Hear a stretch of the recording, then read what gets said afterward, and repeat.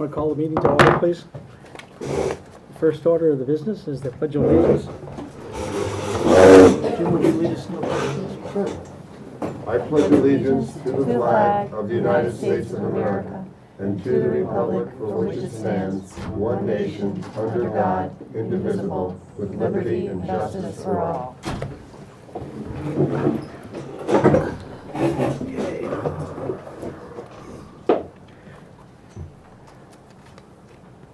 Preliminary action items, superintendent actions. This evening, I have nominations submitted to you for the fall coaches, a list for the high school and the Oyster River Middle School. I need a motion to approve the nominations. Ann, right? I make a motion to approve the nominations for the coaches at the high school and the middle school. Second. Krista, second. Any questions? All those in favor? Unanimous? Next item. I also have before your consideration 2 requests for field trips from the high school. One is to Puerto Rico from April 20th to 24th, and the other one is to the province of Quebec from April 13th to the 16th. And the information by the teachers, staff at the high school have been submitted for your review. Yes, Krista? Make a motion to approve the 2 Oyster River High School overnight field trips. Second by Ann Wright. Ann Lane, excuse me. Any discussion? Yes. Do the field trips represent any cost to the district? I did not see any requested in those sheets. Okay. Yes. I was curious, especially about the trip to Puerto Rico. You know, it is expensive. Are there funds to help if a child wants to go? Are they doing fundraising or something I to would have defray the to cost? allow Mr. Allen to speak to that issue regarding what the practice has been at the high school. Okay. This is the first time actually this Puerto Rico trip has been offered. They've done a Spain trip every other year. As far as funding for students who are struggling to pay for it, there hasn't been any fundraising in the past. Certainly I can raise that issue with the advisors and see if they wouldn't be interested in doing that. Yes. Yep. Is there going to be a trip to Spain next year then? Yeah, they generally do it on a 2-year cycle. Yeah, I think what they're trying to do is the Puerto Rico trip is a little closer by. It's a little less expensive. With the French trip, they do a Quebec City 1 year, and then they do France the next year, and they're trying to get into a similar cycle with the Spanish students. Okay. Yes. I'm sorry, so you used to, they used to go to Costa Rica, was it? No. Instead Not of through, that was. Spain and then Costa Rica was, I honestly am not sure. I thought the Costa Rica trip was not through the language department, but I may be wrong. okay. But that's history that I'm not aware of. Okay, thanks. Thank you. Yeah. Any other questions? All those in favor of approving this Puerto Rico trip? Unanimous? No? Nope. Oh, unanimous. Yeah. And Yes, there's also a trip to the province of Quebec. Yeah, is that, the motion was the for both? motion was for Oh, both. Motions for both. Clear. Announcement, district announcements. Anybody tonight? Todd? Todd Allen from the high school. I just wanted to let you know that we had a welcoming reception today for the 11 Russian exchange students who are visiting Oyster River High School for the next 2 weeks. They came here from, I'm going to try to pronounce this, Severodvinsk, Russia. It's a city of about 200,000 in the northwestern part of Russia. It's a sister city to Portsmouth, and actually it's kind of neat. Their they make their living off building ships and submarines, just like the city of Portsmouth has historically done. So anyway, it's a nice connection. It's been something that the Oyster has had for this is the 22nd year. We've had this ongoing relationship. Some years our students go there and so forth. Great relationship. We're looking forward to having them in our school, visiting classes. They're going to get over to Mohammed School. A lot of really great things going on. I do want to thank Matt Pappas and Mareka Yasevich for the work that they've done to put this together, in addition to Alex Herlihy, a former Oyster River High School teacher who's put a lot of work into making this happen, and Karen Van Dyke, a Russian studies teacher who helped sponsor the reception today. It was great, great fun, and yes. How long do the students stay? They are here until November 15th, and I should also say thank you to all the community members who've taken them in as host families. It was actually quite interesting with the power outage, scrambling at the last minute. Apparently, all host families now have power, so so it's good. Just a couple other quick announcements while I'm here. Next Wednesday night, World Language is having its World Language Festival. If you haven't had a chance to attend that, it's a great chance that kids put on skits and plays in foreign languages. It's a great opportunity to see our kids in action. In addition, I wanted to just congratulate our boys cross-country team for winning the state championship this past Saturday. And if you didn't catch it on Channel 9 on Friday night, Jack Colopy was a hometown hero for his feats as a cross-country runner. Great stuff. And anyway, so congratulations to them. Thanks. Thank you, Todd. Thanks. Any other district announcements?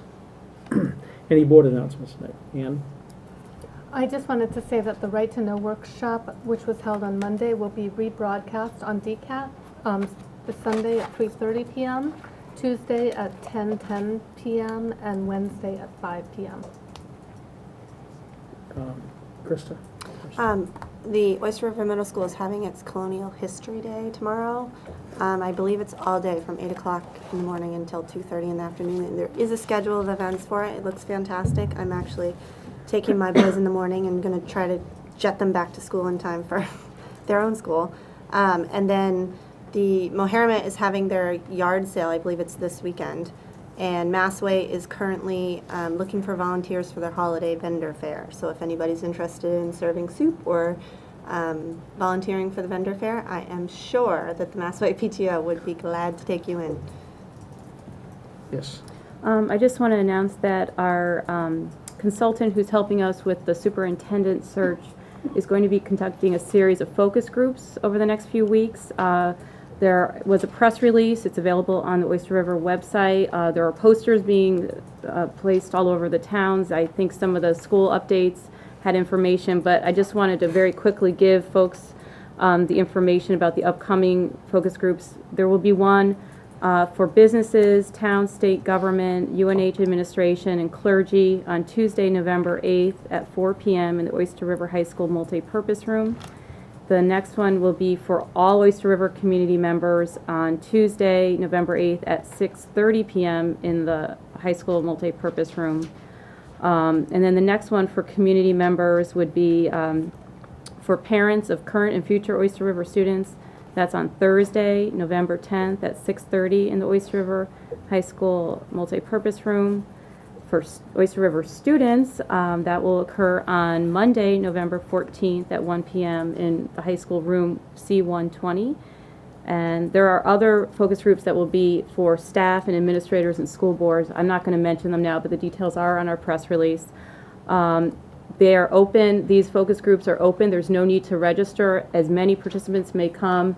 Ken Benedictus from NESDEC will be leading these focus groups. I really encourage folks to come and share their thoughts about the characteristics and traits and desires they'd like to see in a new superintendent. That's all. Any more comments from the board? Okay. Next one is correspondence. Ann?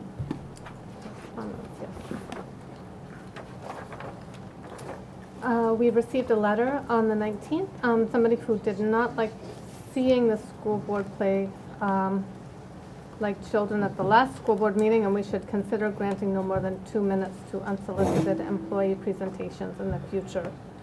A person wrote in urging the district to maintain control of the transportation department.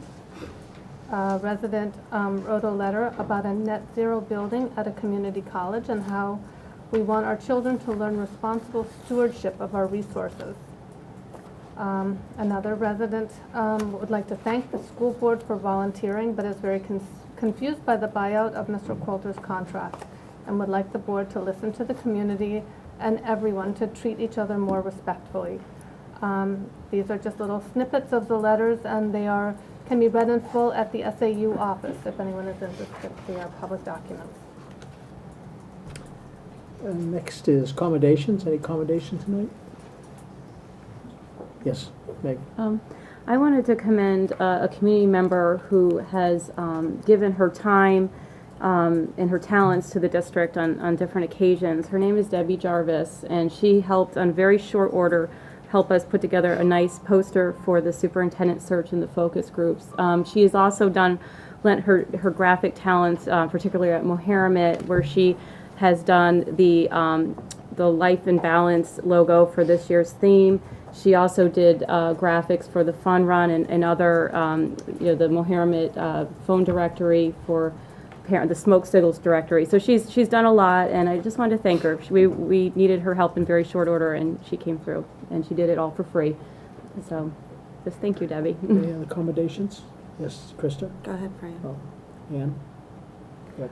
Oh, I just would like to commend the middle school and whoever was involved in that great article in the New York Times that I read on Monday about the middle school, and it was fantastic. It was great press on our district, and so I'm commending whoever was involved in that. Krista? Commendation to the Mastway PTO for a fantastic Halloween social, and the kids had a great time. It was really crazy, but they always have a great time. So it was beautiful weather, and it was, I don't understand how they pull it together every year, but it was really fun. Any other commendations? Next is approval of the minutes for, start with the 19th, October 19th, regular minutes. Any changes, any major changes? Okay, I need a motion. Make a motion to approve the minutes of October 19th. Seconded by Jim. Any other discussion about the minutes? All those in favor of accepting the minutes of the 19th? It's unanimous. I will abstain. Abstain, one abstain. The minutes for the 25th, I need a motion. So moved. To Okay. approve the minutes. Second by Ann Lane. Any discussion, any major changes? All those in favor of accepting the minutes of the 25th? All those opposed? Is this just the training part, the training minutes? I will abstain for that part, those minutes. Okay. I guess we need two motions, or you want to do them? Well, they're two different minutes. Right. I mean, we could approve the minutes of 10:25 as a whole. That's what it sounds like you just did. Yeah. So you're abstaining from Both all of them? minutes. I was there for the superintendent. Okay. Next on the agenda, approval of manifest. Has the manifest gone around? Yes, I'm just waiting your signature. Okay. I will sign it at the end. And we'll be all set. Any questions on the manifest? Okay. Reports, curriculum and instruction reports. We had an update on a workshop that was to occur on Monday. However, it was postponed, so we will skip over that. Okay. Superintendent's report. The only item I have to report is a memo that I've distributed to you this evening regarding meeting dates with selectmen. That in an effort to communicate with the ORCSD municipal officials regarding town issues and the fiscal year 2013 budget, I invite school board members to attend any of the scheduled brief sessions, 30 to 40 minutes with me. We're looking at Madbury Friday, November 18th, town office at 9 a.m. On November 21st, Lee at 6 p.m. at the town office, and followed by the town office in Durham at 8 p.m. that same evening, the 21st. And they're all So I invited. would ask that at least the representatives from that town and possibly those who are elected at large, or it's open to any board member, but we should have, it would be nice to have some representation. It's just an effort to reach out and to hear some of the town issues, and also to hear any comments that the municipal officials may have regarding your work. Thank you. I invite all the people in the audience to the respective town meetings. That should be informative. Okay, moving on. Next one is the Student Senate report. All right. So yesterday, both boys soccer and girls volleyball ended their seasons in the second round of playoffs, but they both played pretty well. Mr. Allen mentioned guys cross country, which won the state championship this weekend, which is pretty awesome. They'll be racing in the Meet of Champions, which is all of New Hampshire, so it's every division, which should be pretty good. Hopefully we'll play pretty well. December 7th, we'd actually like to invite all of you guys to come to the high school. You can follow a student around for a day.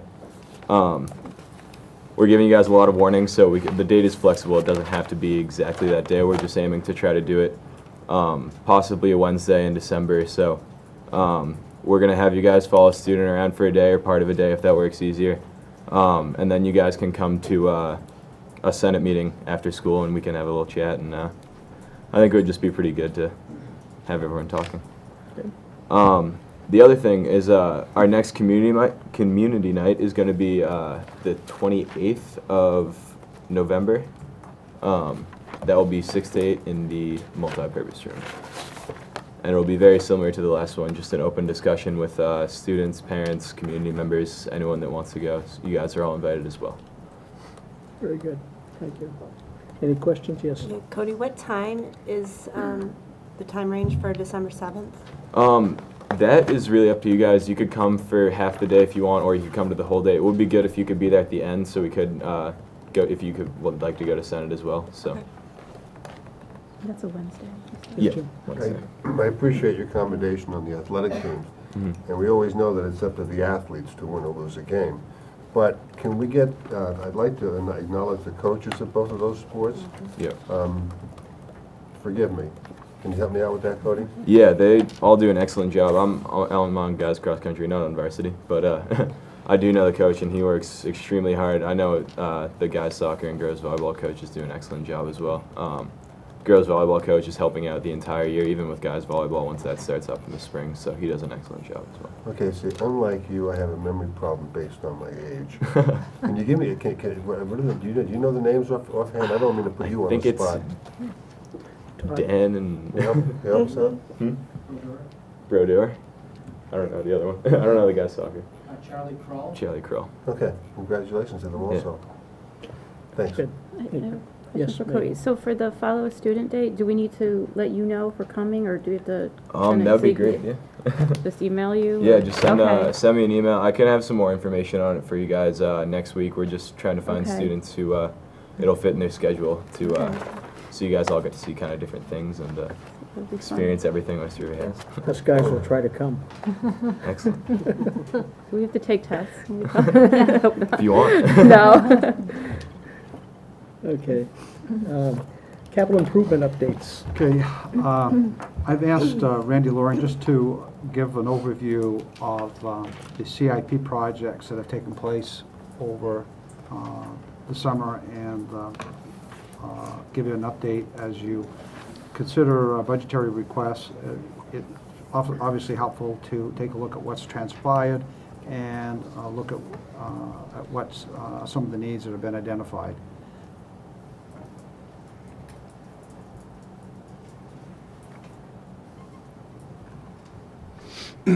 This is, obviously, we've looked at this, this is next year's CIP, what's on the docket for right now until the facilities audit is completed, which they've already been to all the buildings, we're just waiting for their report right now.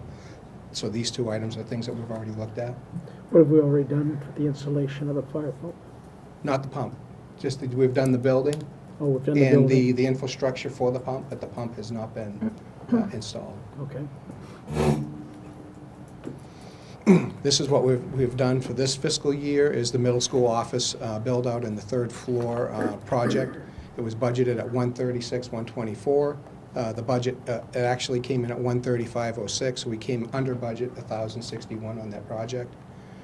The fire alarm, the fire pump, we budgeted $125 for that project. The low bid on that project was $193,700, so we had a shortfall or underfunded by $68,700. So we'd had a meeting with some of the budget, some of the board members, and we decided to do the infrastructure for the pump house, to do what we could do for what was budgeted. So we did put the pump in, we put in the piping to the building, we penetrated the building for the plumbing to hook up to the sprinkler system. And again, the only thing that we're missing now is the pump. And that, for that piece of the project, it came in at 105. And again, the pump to be installed next year. At Mastway, we did controls for the climate control in the building. Was budgeted at 48, came in at 48. We had budgeted 309, 124, and we had spent 288,063, and there's a fund balance of 21,061. Yes, Can I Megan. ask a question about the Mohammed situation? So once that pump is in, then we can utilize sprinklers? That's correct. So right now, it's still, can't utilize the sprinkler system? Correct. I just want to make Well, sure. without a, Well, the fire truck Right. can still I hook just- up to without- it from unless the it's- outside. Right, Yes. and it's probably too late by then. Okay. When is the plan? It's in 2013. Do we have a specific time frame? The beginning of the year? It would be in the summer. Okay, in the summer. Right at the end of Okay. school. All right, thank you. Yes, Jim. You do have a passive sprinkler system now, though, right? Yeah, yes, it's there All now. right, so the piping is all there? It's all so- done, Okay. yes, correct. No water. And there's a standpipe on the outside of the building that the Right. fire truck could hook to push water into the building. Okay, good, thank you. Krista. I have one more question about the Yeah. Mohammed fire pump. We got that bid for 125, because my memory serves me right, which it doesn't always do, but where did we get that number from? It was an estimated cost that Okay. we looked at. And Because they had originally told us that it would be cheaper if we did the project all together Mhm. instead of splitting it up, so that's why we went for the higher number, as the 125 we thought was high. Do we own the pump yet, and we just haven't installed it, or we don't own the pump We yet either? don't own the pump yet. Okay, so we have to purchase the That's pump correct. and install it, Correct. and that's what they're estimating to be 105? 100. 100, okay. So Yes. will that include installation of the pump? That's correct, yeah. Last year, we did the Meharmet, we did the makeup air system. The controls on the building were outdated, they weren't working. And that project was 22,200, and the project came in at 22,200. The Mastway parking lot, there were some lights that we needed to put in. We had put in the CIP for 5,000, it came in at 42.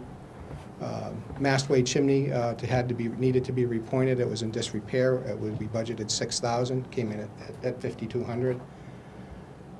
The middle school HVAC controls in the building, we budgeted 74,900, and the project came in at 74,900. Middle school computer lab, we needed to do a lot of rewiring in the building because we had a lot of extension cords to power the computers that were in there. We budgeted 13, and we actually only spent 500. And the reason why it's so drastic is at the time when we were looking at rewiring the room, it was also the time that we were looking at redoing the space. And at the same time that we were looking at this, that we were doing a walkthrough with the fire department, and Sonia Gonzalez was looking at, because they had issues with all these little multi-strips that were through the building, and she found a multi-strip that the fire department was very happy with that really fit the need for this room. So we just bought those and installed them in this room in the interim of that build-out. The Meharmet sprinkler installation, we budgeted 70,000, and that came in at 59,900. Meharmet fire alarm upgrades, we budgeted 40, and it came in at 3206. High school, we installed more cameras to the existing system. We budgeted 9,000, and that came in at 8,950. The CIP for that year was 240,100, and we spent, that fiscal year was 208,465.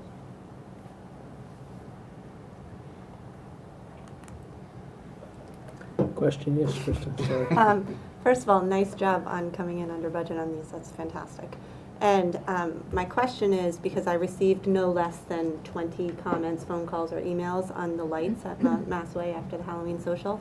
They're on the top of the building, right? On the roof of the building, they shine onto the parking lot? Some at Mastway? Massway, yeah. Yeah, well, there are some that are on the building, and then there were some in the parking lot that are out. And that how are do owned by those the work? Are they co-op. motion censored, or do They're you on turn them timers. on? Timers. Well, so if we have an event that's not necessarily during the time, like on a Friday night at, say, I don't know, 6 to 8, who do they need to The contact? building custodians know how to Okay, adjust those that's timers. good note to self, thank you. Yeah. Okay. And in 2010, we replaced a section of the Mastway roof. We budgeted $70,000, came in at $69,760. The Meharmet main entrance road and the emergency access road, we had budgeted $190, and it came in at $145. Meharmet, the planning to do the HVAC system, we looked at planning $18,000, and we spent $5,000 to actually do the plans for the rooftop for the makeup air that we had done. The middle school ductwork cleaning, we budgeted $9, it came in at $68. High school security camera installation was budgeted at $32,573. Actual cost was $34,059. It actually overran the budget by $1,486. But also with this, I would like to point out that in the 32, and these cameras were put in at the time, we actually had applied for and got a COPS grant where they matched 50% at the time. We had budgeted, it was 22 to put the cameras in, and after we spent 10, we returned the receipts into the police department, and then they cut us a check for 10, and then which in turn we reinvested it back into cameras. So that CIP, we budgeted $319,573, and we came in at $260,619, and there was a fund balance that year of $58,954. Yes, Ann? This question might be for Sue. With each of these years where we had a fund balance, where does that money go? I believe if, in this, it goes back to the taxpayers. In this particular, in these warrant articles. And I also commend you on coming in under budget, and I hope that in the future, as we budget large ticket items, that we can try and be a little closer. So Yes. we don't have to ask for more than we Right. really need. And then I was asked, what do I see for any future issues that are coming up? I see at the middle school that we are, some plumbing issues that on the north end of the building, which is down by the gymnasium end, that we're having some issues where it's possible venting issues where the draining isn't draining as efficiently as it should. So we're investigating that to see if it is in fact a venting issue. The Mastway parking lot, as we all know, that is a flooding issue there. We've had some studies done, and we're also meeting with a local engineer that lives in Lee. After this process, we're going to sit down and talk about what is the solution that the engineers gave. Is it the best solution for the Mastway School? So before we make any recommendations to what is going to correct that problem, we're meeting to just review the plans to make sure it's the right action. Meharmet is again looking at regrading at the back of the building, the fire lane. The pitch of that driveway actually the water comes to the building. And the drains that are in there isn't sufficient enough if there's heavy rainfall to take the water away from the building. So we're looking at possibly doing some more drainage work in the back of that building to get the water away from the building during heavy rainfalls, and also rebuilding the retaining walls right at the driveway as it goes down to the playground area. It keeps washing out, and it's putting especially that big slide at risk of not having enough material under it to support it. So just some of the things that are out there that we're looking at. Yes, Jim? Just another thing, just leapfrogging ahead, we've got an Energy Smart School Efficiency Report coming up also. So I guess my question would be is, a lot of the improvements that you've made, which the HVAC controls and the lighting and everything, have they all been taken into, and affected, taken into this report into consideration? I believe that report is still going to be done. There's a gentleman here that's going to be Yeah, okay. speaking to that. So I'm he'll be jumping speaking ahead about here. to what he's going to do. Okay. But I'm sure that these are also the programs that they're going to be looking at as they're going through the building, asking what's in the building to help us. Yeah, I just on don't energy want to curtailment. have to rip out stuff we've just put in. Right. You know what I mean? Okay, thank you. Yes. When is our facility study estimated due back? They've already been in the buildings, and I'm not sure when they were due back. We're looking for, The report? we're looking for something in November, hopefully at the end of Oh, the this so month. month. before. Sometime Yeah, I this think the issue is, we hired this architectural firm that's doing a complete study of all our facilities. And the process is to allow us to develop a multi-year plan to address our capital needs. Right. And so we should have a full report on that at the end of the month. Okay. Great. Thank you. Any other questions? Thank you. Thank you. Thank you. Cindy. This is the guidance department. Yeah, this evening we have Heather McAnoff, who is going to give a report on Oyster River High School. Hi.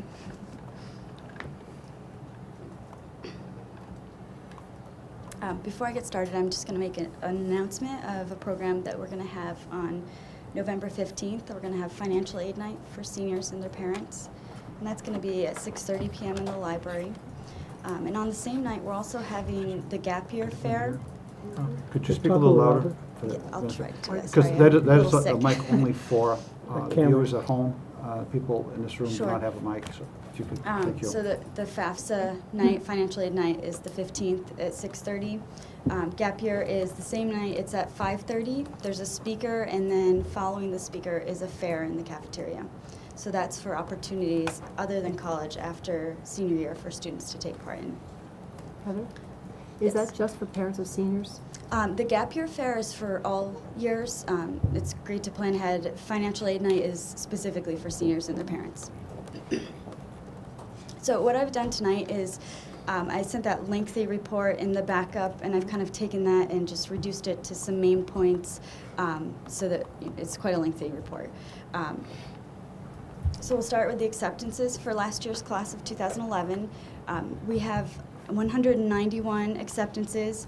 I'm sure there's a few that are outstanding. We try to do the best to gather that information, but I think that's a pretty good selection, and it's a pretty good representation of the varying levels of schools that students are accepted to. And you'll notice that there's a wide range from some of the Ivies all the way down to community colleges, so certainly a good representation of the cross-section of our students. SATs, our participation rate went up a little bit from last year. It's at 87%, still quite a bit above the New Hampshire state average. And I've included this year a 5-year comparison rate just to show our participation over the past few years. And with the exception of 2009, it's remained fairly constant. And also, if you have questions, you can ask them as we go along so that we can stay within the report. Critical reading, our scores went up slightly this year from last year, and over the 5 years have remained fairly constant. Math means went down, I think it was 2 points, but again have remained fairly constant over the 5 years. In writing, we now have the 5-year comparison. That was a section that was newly added, and our students are remaining fairly consistent with that as well. AP exams, I included the raw data in terms of the number of students. Yes. Do you have any of the SAT data with the medians rather than the means? I don't have that tonight, but I do have that. Yeah, I'd be curious to see that because the mean, it could, if you have outliers, the average could be skewed. Yep. So I'd be interested in seeing median scores, please. Thank you. Do you want that for just our students or for everyone? For the New Hampshire national? Whatever you have. I mean, if you don't have the national stuff, I can look that up easily. But Okay. thank you. Any other questions? Yep. Maybe you should send that to all the board members. Okay, I can do that. Appreciate it. So AP exams, we've seen steady growth in our program over the past 5 or 6 years, in part to our AP coordinator going out into the classroom and advertising the program, and also the departments themselves talking to students about the offerings that are available to them. Just to give you an idea of how course selection works at the high school, students are given the opportunity to attend an electives fair. They're also given the opportunity to be in the auditorium for a scheduling presentation where the counselors talk about the courses that are recommended for college application and graduation requirements, etc. And then in addition to the kind of scheduling piece, the counselors meet individually with students and make recommendations. In particular, for English, our AP coordinator goes into the courses that are highlighted in the program of studies as courses that prepare students for the English Lit or English Language AP exam. so that they know that if they're in one of those and that's an option that they're looking at, there are other courses that they'll need to take to be prepared. And then when we meet with students individually, we reinforce these ideas. So I think that education of what's available has really helped to kind of expand our program. Yes. You may be getting to this. Do you have an average for how many students a year take AP classes? Yes. So this is just, we're going to get to that in just a second. Okay. This is just a listing of the subjects that were offered last year. There are 10 subjects. And again, we offer a variety of courses in addition to a variety of tests where courses are not offered. As you know, this year we're not running the Spanish or French, but we did last year, as well as U.S. history. Those, again, will go in the program of studies, and should there be student interest, would run next year. We also have availability of Virtual Learning Academy for some courses, although it's a smaller selection and are duplicates of some of what we offer. And we're really excited that advanced biology and advanced chemistry will become AP Bio and AP Chem next year, so that's going to be a great addition to the program. And this is the 5-year summary of scores of AP. I'm sorry, I thought this was the slide with the numbers. I think that's in the full report. So I would say that the number of students per year have averaged somewhere in like the 50th range, but it's going up. Most of those students take more than one exam. Okay. So that kind of. So the amount of students, let's say in this year's junior class that are taking AP classes, there are roughly how many students?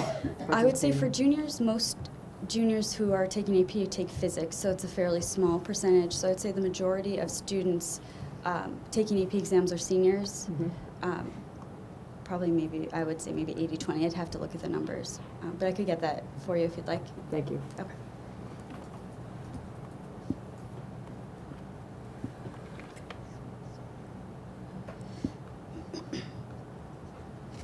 Okay. So in terms of scores and how our students do on the exams, this is a 5-year summary that the AP actually put out this year, so it's exciting I didn't have to make another graph. And as you can see, our students perform well above the national average and pretty consistently above the state average. And if you look in your backup, there is some additional raw data for that, the charts for each year with the breakdown of what students had a 3, what students had a 4, a 5, that's available in there too. So much more detailed than we're going to get here. Last year, our students did really well in terms of 3, 4s, and 5s, which is what you need for a college placement or college credit.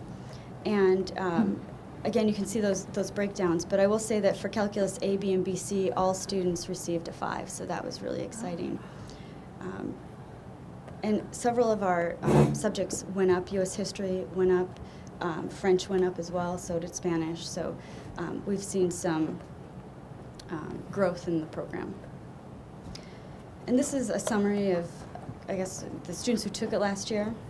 So 55 of 61 scored 3, 4, or 5, which again is college placement or college credit awarded by the institution. We had a very large amount of students receive honors. 7 received AP Scholars. 2 received AP Scholars with honor. And 1 was AP Scholars with distinction. And what's interesting about this student is they scored 5 on all 5 exams.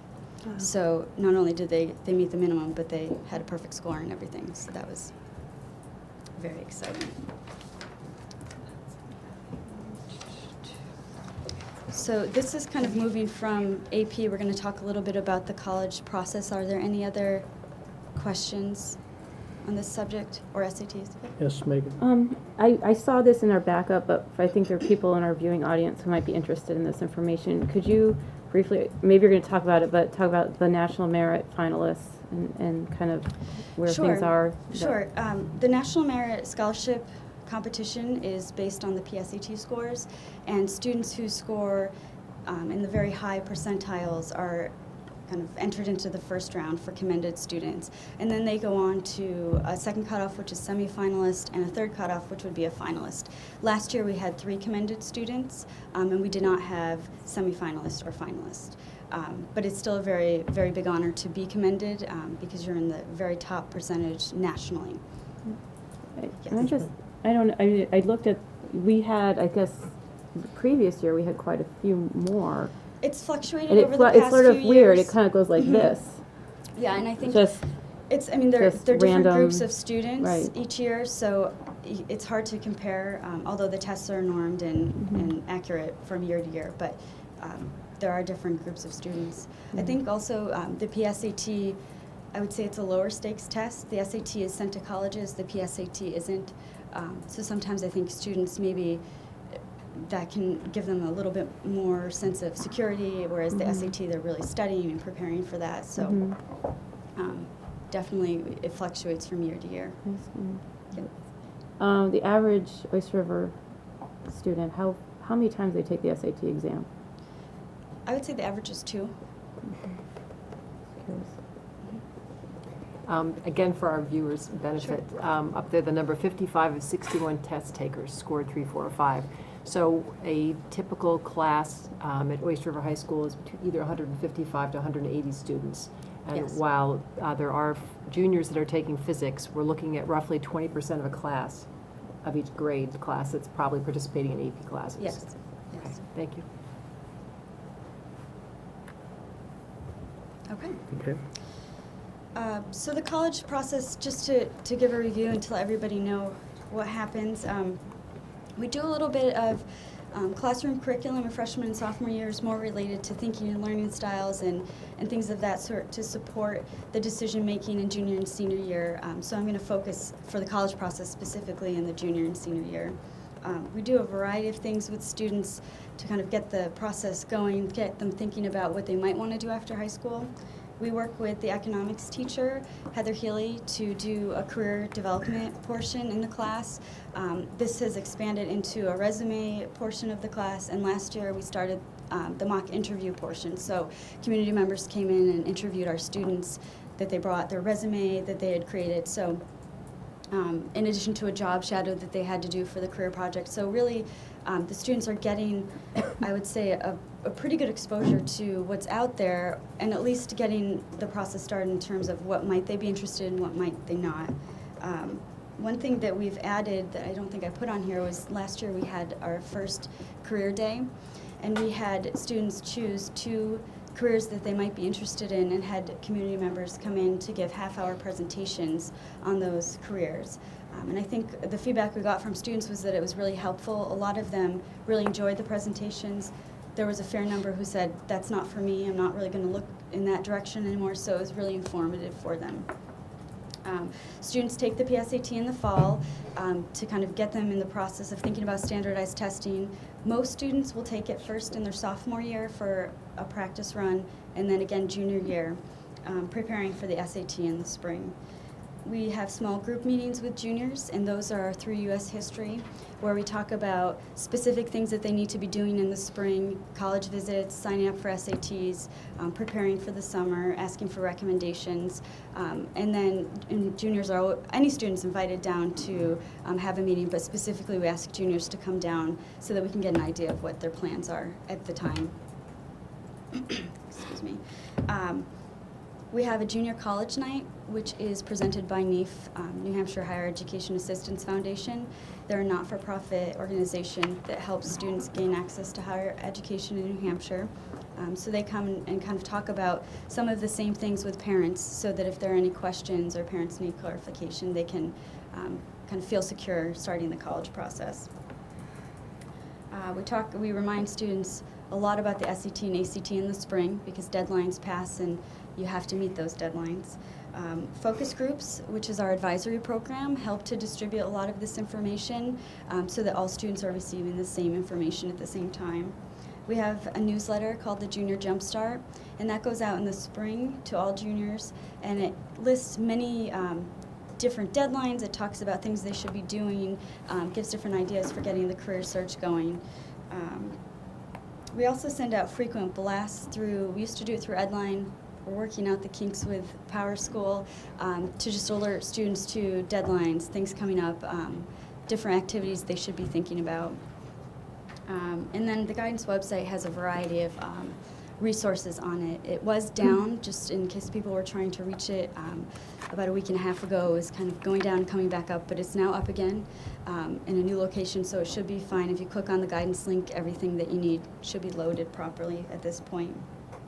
And the other thing that we've started offering is mini college fairs. We found that the individual visits were not receiving as much attendance as we would have liked. So we've now made an effort to have at least 2 of these in the fall where students can go during focus. So it's a dedicated time where they're not missing class, and they have the opportunity to meet with a variety of colleges from the Northeast and also across the country who choose to attend. Yes, Ann. Is it, I don't know what other guidance departments do or what best practices it is, but have you found it might be helpful to introduce career explorations and all of this even earlier? Or would that not, they just are not ready? I think it's hard to know what the right time is. I think freshmen, it's a great idea to introduce it. To do the same presentation we do in economics, a lot of times I'm not sure the students are ready for that. Freshman year, senior year seems very far away. I think the same with the sophomores. I think the thought is, because we work within a comprehensive guidance model, so when we're developing our programming, it's not just about college application. We're looking at kind of the broader picture. And so when we look at freshman year, we try to incorporate things that will help kind of direct them towards these ideas, but in an age-appropriate manner. Sophomores, the career inventory that we do, or the thinking styles inventory we do, there's a career component to that. So when we talk about the thinking styles, we talk about which careers match with those styles and why, and how that works, and what you would need to do if your career cluster doesn't include a lawyer and it's over here, what does that mean to you? So I would say, I think through the career day and through those components, we are addressing the careers, just not as directly as the very assignment-driven career path in the economics program. Yes, Ann.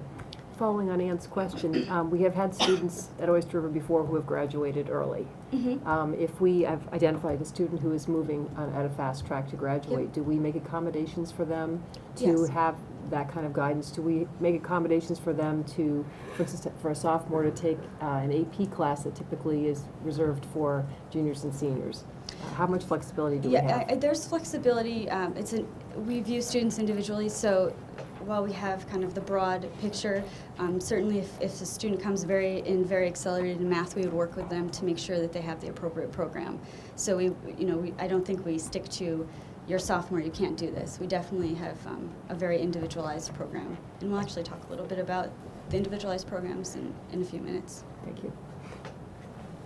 Okay. Okay. So for senior year, some of the same things are happening in the mini college fairs. We're sending out reminders through Naviance now, which is our college information system, where students put in their information to send transcripts to colleges. We talk about that in the group meetings that we have in the fall to remind them how to use the system. There's a very large number of resources on the website, including instructions for Naviance, different college worksheets, college visit trackers, college fair tips. So there's a lot of resources that are available to students, and we review that with them again. The Senior Scoop newsletter goes out monthly to let them know about upcoming deadlines, dates, important things they should be thinking about. We utilize, again, Focus to distribute a lot of that information. One of the things that's really helpful for students is the help with the college essay. The English department is very helpful. They put together a packet, and they also put on presentations and allow students to come in during office hours and set up times after school to help them with editing and revising their essays throughout the fall. And certainly, most teachers are willing to do that if a student asks outside of those times and appointments. We have a senior college night in the fall presented by NEAF, and that primarily focuses on the application process, filling out the application, what to put in certain areas, and kind of a very detailed oriented application night. And I think that the biggest part is, counselors are meeting with students. Students can come down at any point with questions. Certainly with Naviance, we have a lot of students pop in and say, this isn't working, and we kind of fix it really quick or make the adjustments. So certainly working very closely with the counselor is helpful, and Yes. we invite parents and students to come anytime and call with any questions. Could you share with the audience and the board the digital portfolio? And that's new to this graduate. This is Sure. the first class graduating, Yes. I believe, with a digital portfolio. Yes. The digital portfolio is a collection of artifacts that are technology-based that demonstrate proficiency and growth. For this year's class, it's been reduced to just the technology area, and that would mean they need to upload 6 items and reflect on those 6 items. We have used Focus to start that process, so students have all the seniors have received the information about digital portfolio. They've received what they need to put in there. They've received sample reflections, so it's all very spelled out for them. I think that one of the challenges is making sure that they have the project that they want to put in there. So some students are having to work from home and the school folder that they have, but certainly Focus is going to be helping. Their Focus advisor will help with that, and they can certainly ask any teacher, any counselor for help with that.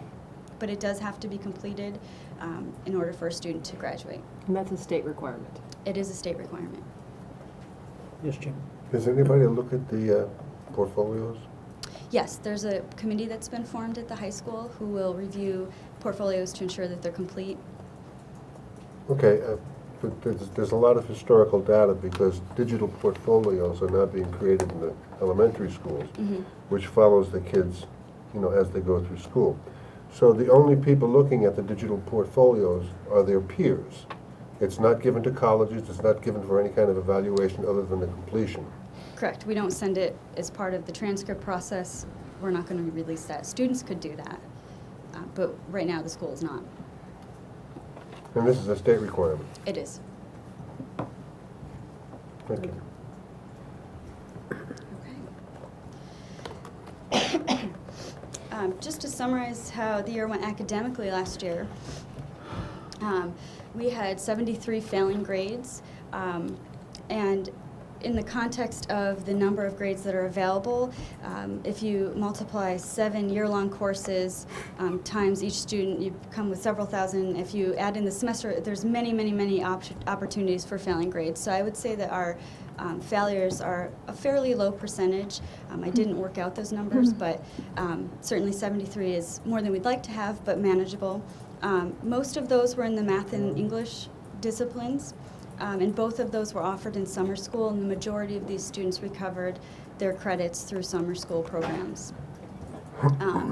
Our annual dropout rate, I just wanted to highlight this. An annual dropout is considered any early exiter who's not received a GED or has been enrolled in a college prior to the completion of the report.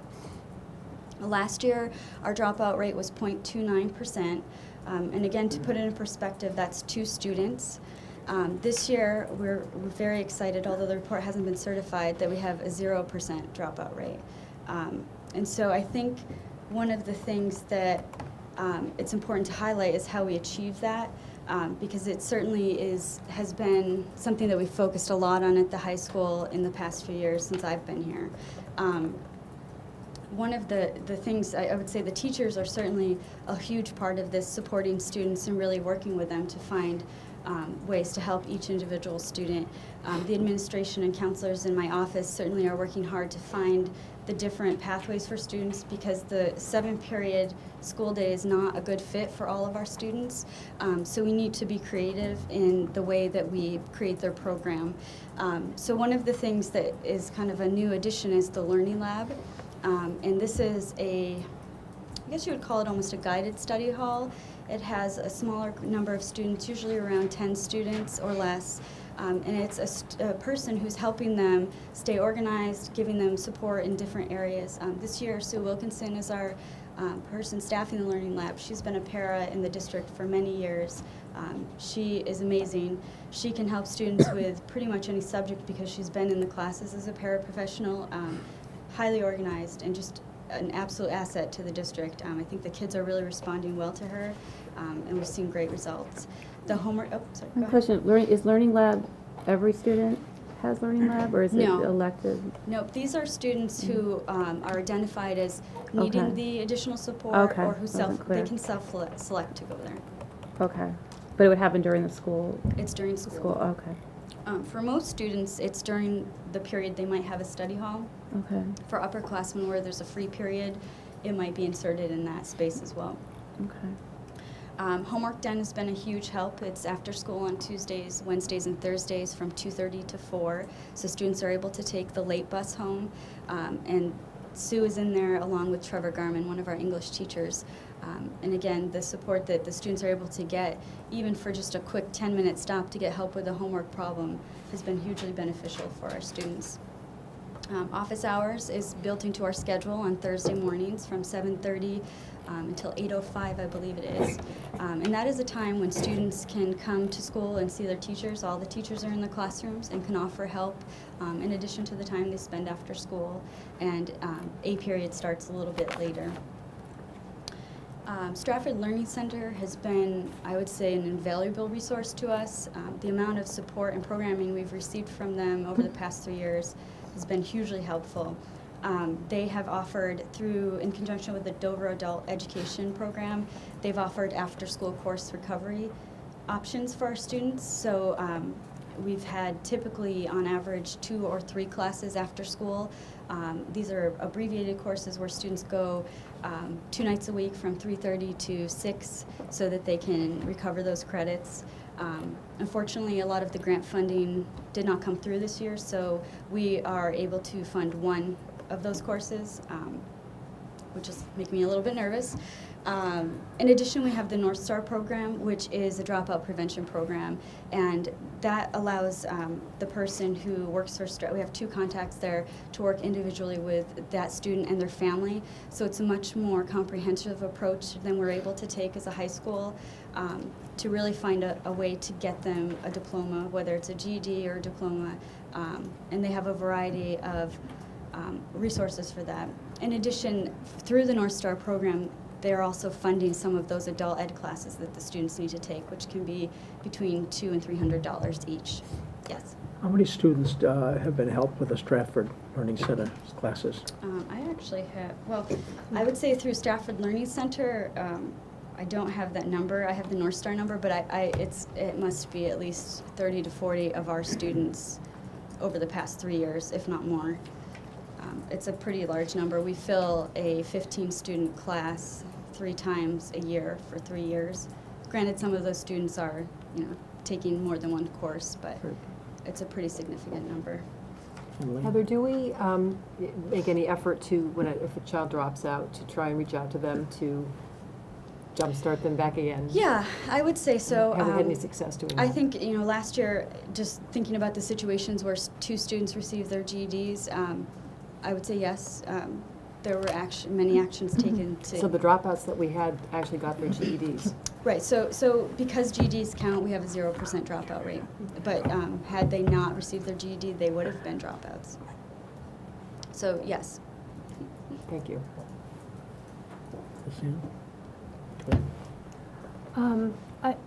This is a great report, and it really shows that we are well above average. So it's when we compare our cost per pupil as an average to what the state average is, it shows that we're well above that average, and maybe that's why. And thanks so much for putting all this together, because it really shows, in a nutshell, where our high school is. I wanted to ask you a question, though, and I don't mean to put you on the spot. I've asked this question before too. But why do we persist in doing a class rank? Could you tell me what you think the benefits are to our students with continuing this? I think the benefits of class rank are that colleges can easily tell how a student compares to their peers. Could you repeat that? Colleges can see how a student compares to their peers within their high school. Because colleges review students' transcripts and the student in general within the context of their high school, that's important for them to know. There's been a lot of talk about students taking the most rigorous courses and things like that, and that's where class rank is used to see how they compare to their peers. Are they performing at the same level as the highest peers? Where do they fall in terms of the whole high school. Even though the trend is to move away from class rank at many schools. I would say in New Hampshire, it's probably, there's a pretty good mix of schools who rank and who don't rank. And I know there are several schools last year who moved away from ranking, and then there are others who are investigating moving back to ranking. So I think it's a much bigger discussion than just kind of the pros and cons. Yeah. How do you were saying, measure between your peers? Yep. If you have a student who is taking the most rigorous classes and another student who isn't, how do you make that comparison? How is the rank valid? The colleges tend to dissect a transcript, and they often assign different weight or put them in different categories. So students who send a transcript to a college, when they look at it, they may not count certain classes that are electives or that aren't required or that aren't core courses. And so that is the way that they discern versus, I think weighting a transcript does show, it gives them another comparison piece, but again, they unweight it and then create their own GPA calculation. Yes, Jocelyn. I'm just going back a few slides. I'm kind of thinking slowly tonight. When we're talking about preparing students and their families for the college process, I'm curious with the economic downturn if we've changed some of the programs or the ways that we're helping kids and parents prepare. Like I'm thinking is it the Running Start program, which helps students get community college credit before they graduate. I'm thinking UNH courses, AP courses. It seems like we have some ways to help, not specifically talking about the student, but to help the parents, save some money while, moving their children forward. So have we done anything else differently to help families afford, I would say that the afford? only thing that I think we've done differently in the past couple of years, because we've already been doing things like promoting Running Start and UNH courses, is to really stress the idea of a financial safety school, to ensure that even if it's not your top choice, it's one that can be afforded if your family has to make some choices. In terms of Running Start, that's heavily promoted in the school. I would say UNH courses, you have to be careful because not all colleges, if you take a UNH course and you transfer it back to our school, not all colleges will let you use that. Right. So it's kind of tricky, but again, we have those conversations with students. Okay. So I would say that we've always been promoting that as an option for students. Yes, Ann. This ties in with Jocelyn's question. With the advent of online learning within our guidance department, are we able to give kids a good roadmap as to this is a good online program, this isn't? I mean, do we have that data yet about? In terms of courses that students can take? No, in terms of rather than applying to a college, applying to an online college. Do we? Oh, I see. Do we have the ability to? Are we there even? Is our country there? I would say that I personally wouldn't have enough knowledge about which online universities are, I guess, good universities, and I would be cautious about that, I guess, in my approach, just to ensure that we're not sending them to what they call diploma factories, like the University of Phoenix, that's been in the news recently. So I think we would want to be very careful with that, but certainly it's an option for some students to do that. But just from an Yeah. economic Yeah. standpoint, I think it might be the only option for some kids. Yeah, I'm not sure what the cost difference for that would be. I think tuition is probably, I would think, comparable. It's the room and board that would be different because you wouldn't need it. So we do advise students who are in financial situations that may not allow them to afford more expensive schools. We talk about community. We talk about the community college system, which has a really great transfer program now. They've really worked to change the way the community system runs and works so that the courses automatically transfer to all state universities in New Hampshire, pretty much all of the private in New Hampshire, and really the majority of other institutions. So they have a way to kind of plan ahead for that with there's a website in New Hampshire, it's nhtransfers.org, where you can plan ahead your whole 4 years. That's great. Thank you. Thank you. Okay, so just to summarize some of the other supports, obviously direct instruction support from teachers is very helpful. And the Power School portal access is helpful for parents to monitor students' performance, missing assignments, etc. And I think for the last time I checked, we're at about 83% sign-on, which I think is a pretty good number considering it's a new system and everybody had to get their codes and get signed on. So definitely a steep learning curve. I think one of the things that helps with our dropout rate and our grades is that our students come to school. That's not the case in all of the schools, especially some larger urban schools. So this is our summary of attendance through, I think it's 10/28, 97% daily attendance. So definitely our students are here learning and taking part in their education. And the last thing is just some resources. The SAT AP full report can be viewed on the website in the backup for tonight's meeting. The guidance website, as I mentioned, is under construction, but most of the links are working, especially the time-sensitive ones. And there's a PowerPoint on our website also about Naviance, which is our college and career search tool. And so parents could use that if they're having questions about that. Yes, yes, Megan. I know we talked about Naviance a while ago, and you said that there's a lot of data that has to be put into it to make it even more and more of a robust tool. I'm just curious where we're at with the I think we are back through, I want to say, we entered the the attendance for, I think it was 2006 and 7 and 8, which were the years prior to having Naviance. Since then, we've put in all of the acceptances that we know about in addition to the attendance. So the decision information in the graphs is as accurate as we can make it at this point. We did work out, there was a situation where some schools were showing the graph and others weren't, and there was an issue with the number of applicants, but that should be fixed now. So I believe it's if there's fewer than 5 applicants, the graph won't show up to protect the identity of the students. It doesn't show any names, but for certain universities, if there are 5 kids, you can people can kind of figure out who applied where. But for UNH, there are markings all over that graph. So it's definitely a good resource, and it allows students to really kind of gauge where they might fit with that school in terms of past acceptances. I'm just curious, what are the top 3 higher educational institutions that are applied to? I would say UNH is the biggest. Right.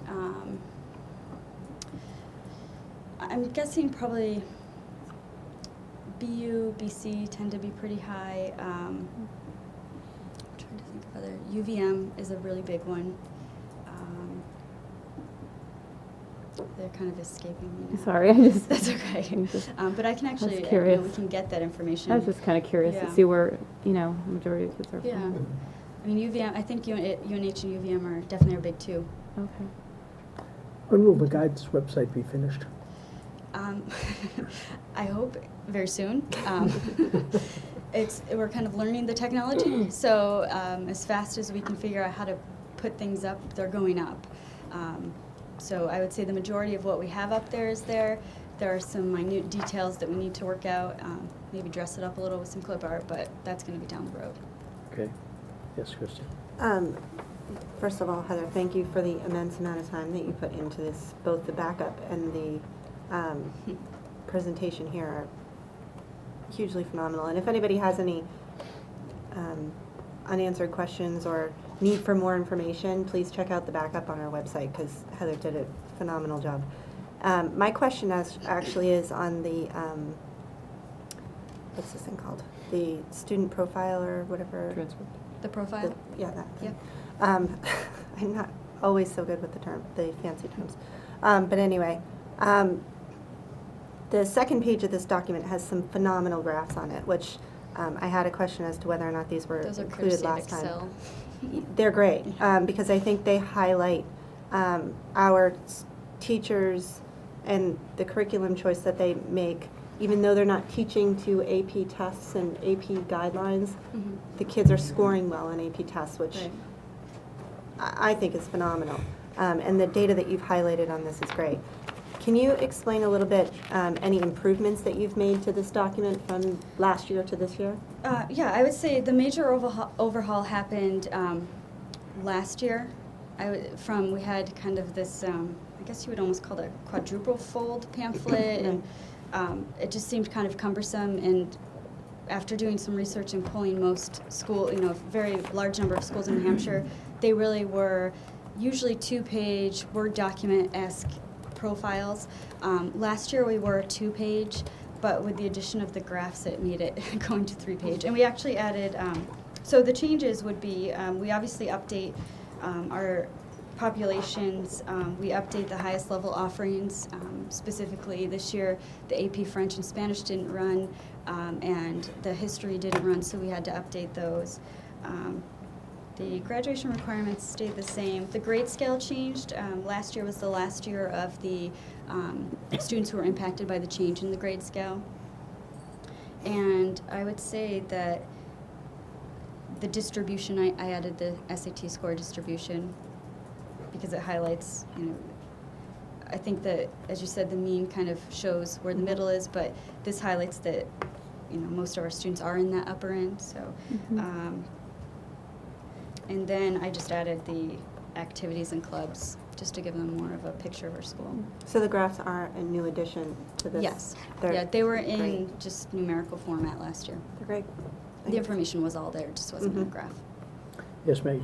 I wanted to commend you on this, because I've thank you. been looking at it over the years, and I think it is a lot more readable. It markets Oyster River better. I think it's a huge improvement. Thank And you. so thank you for doing that. Yes, Sam? This may be premature. Can you talk at all about what your plans are for exit interviews? I would say it is. I don't think we've really talked about that and kind of how it would look. I know we're in the process of looking at alumni surveys, so that's pretty much as far as we've gotten at this point. And how would that be conducted? We really had just have a rough draft. We haven't ironed out that process yet. Okay, thank you. Thank you. All right, thank you. Thank you. Thank you, Heather. Thank you. Thank you.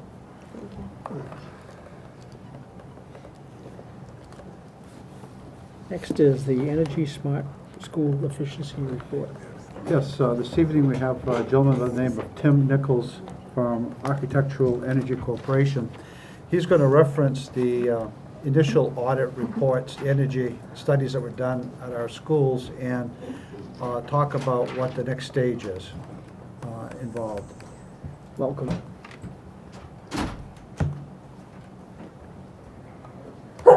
Bless you.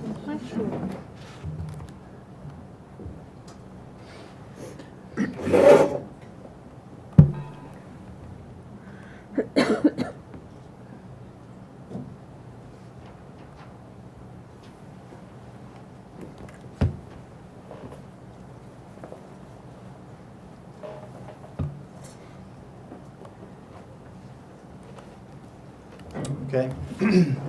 My name is Tim Nichols. I'm with a company called AEC.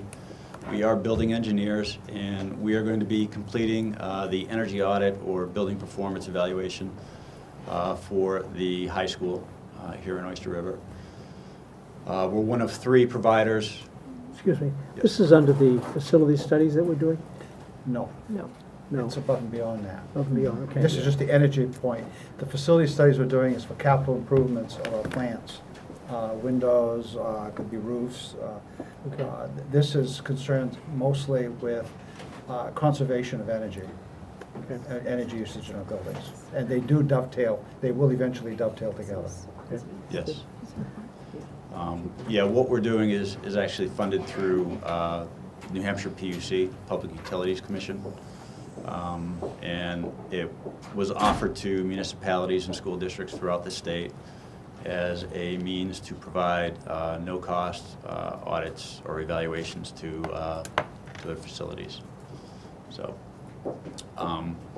we're a little bit familiar with the high school, and we actually completed the Energy Star review at the middle school a couple months ago, and that building is now Energy Star certified. The high school, unfortunately, didn't meet the minimum criteria for Energy Star, and I'll talk a little bit more about that later. But I'm going to go through this presentation rather quickly. There's a lot in it, and if time permits at the end, certainly happy to answer questions.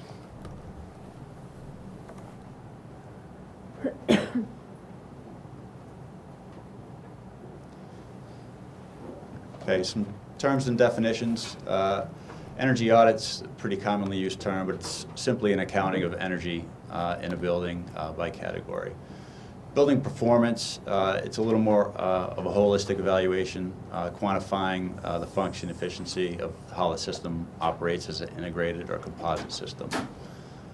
Energy management is simply tracking energy usage and any reductions based on initiatives. Benchmarking is simply a ranking or a grading of a facility against similar use facilities. Energy conservation measure, reduction measure, and efficiency measure are all the same thing. Any measure we implement to help reduce energy. Energy reduction plan is a master plan for reducing energy. It includes energy efficiency measures, a budget, and a timeline to implement those. Occupant comfort, there is a standard quantification for occupant comfort, and it's based on temperature, relative humidity, and CO2, carbon dioxide, and that's something that we measure as we go through the buildings. Non-renewable energy, any fossil fuel derived energy, so limited supply. Renewable, any naturally occurring energy that can be harnessed and used as an energy source. Net zero, very simply, any building, any facility, home that generates more renewable energy than non-renewable energy that it consumes. Simple payback is the point in time when any measure, when the cost for any measure is equal to the realized energy savings. For example, if there's a $10,000 energy measure that we implement, if it's got a $1,000 per year annual energy saving, it's a 10-year payback, a simple payback. And sustainability, obviously a little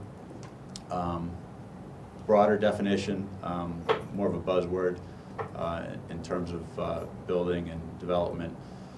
The best definition came from the Brundtland Commission back in 1987 and simply states sustainable development is development that meets the needs of the present without compromising the ability of future generations to meet their own needs. So how do we apply that to the built environment or buildings? A little more practical definition of a sustainable building is one that implements energy efficient technologies and practices, provides basic occupant comfort, preserves historic character, promotes social and community interaction and education and awareness, and minimizes impacts to local and global environments. So why do we want to complete an energy evaluation? Buildings consume 39% of America's energy and 68% of the electricity. They emit 38% carbon dioxide, 49% of sulfur dioxide, and 25% of nitrous oxide, all ozone depleting gases. A good energy performance or a good building performance will identify indoor air quality issues. It will identify any building systems issues. And it's really the starting point, the building block for education and awareness. And presently, the U.S. is about 20 years behind some of the leading nations in terms of sustainability and energy efficiency. So we've got some catching up to do. Oil cost has increased exponentially by 5 times since 1946. So if today we're 1946, we'd be paying about 60 cents a gallon for oil. So the cost is never going to go down. It's a limited supply. The cost will continue to increase exponentially.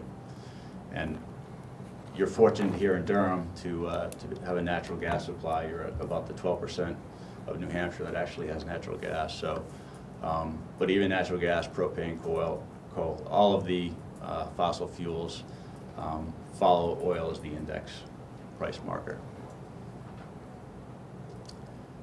And the last reason, generally, efficiency measures with a 10-year payback or less will reduce total energy costs between 20 and 50%. And that range is rather broad, but it's really because every building is so unique, and the way it's used is unique.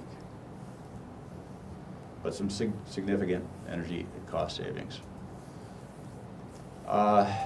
The American Council for an Energy Efficiency Economy does an annual ranking of all the states in terms of how efficient they are and how sustainable they are. And it's based on a lot of different variables, including programs that they currently have.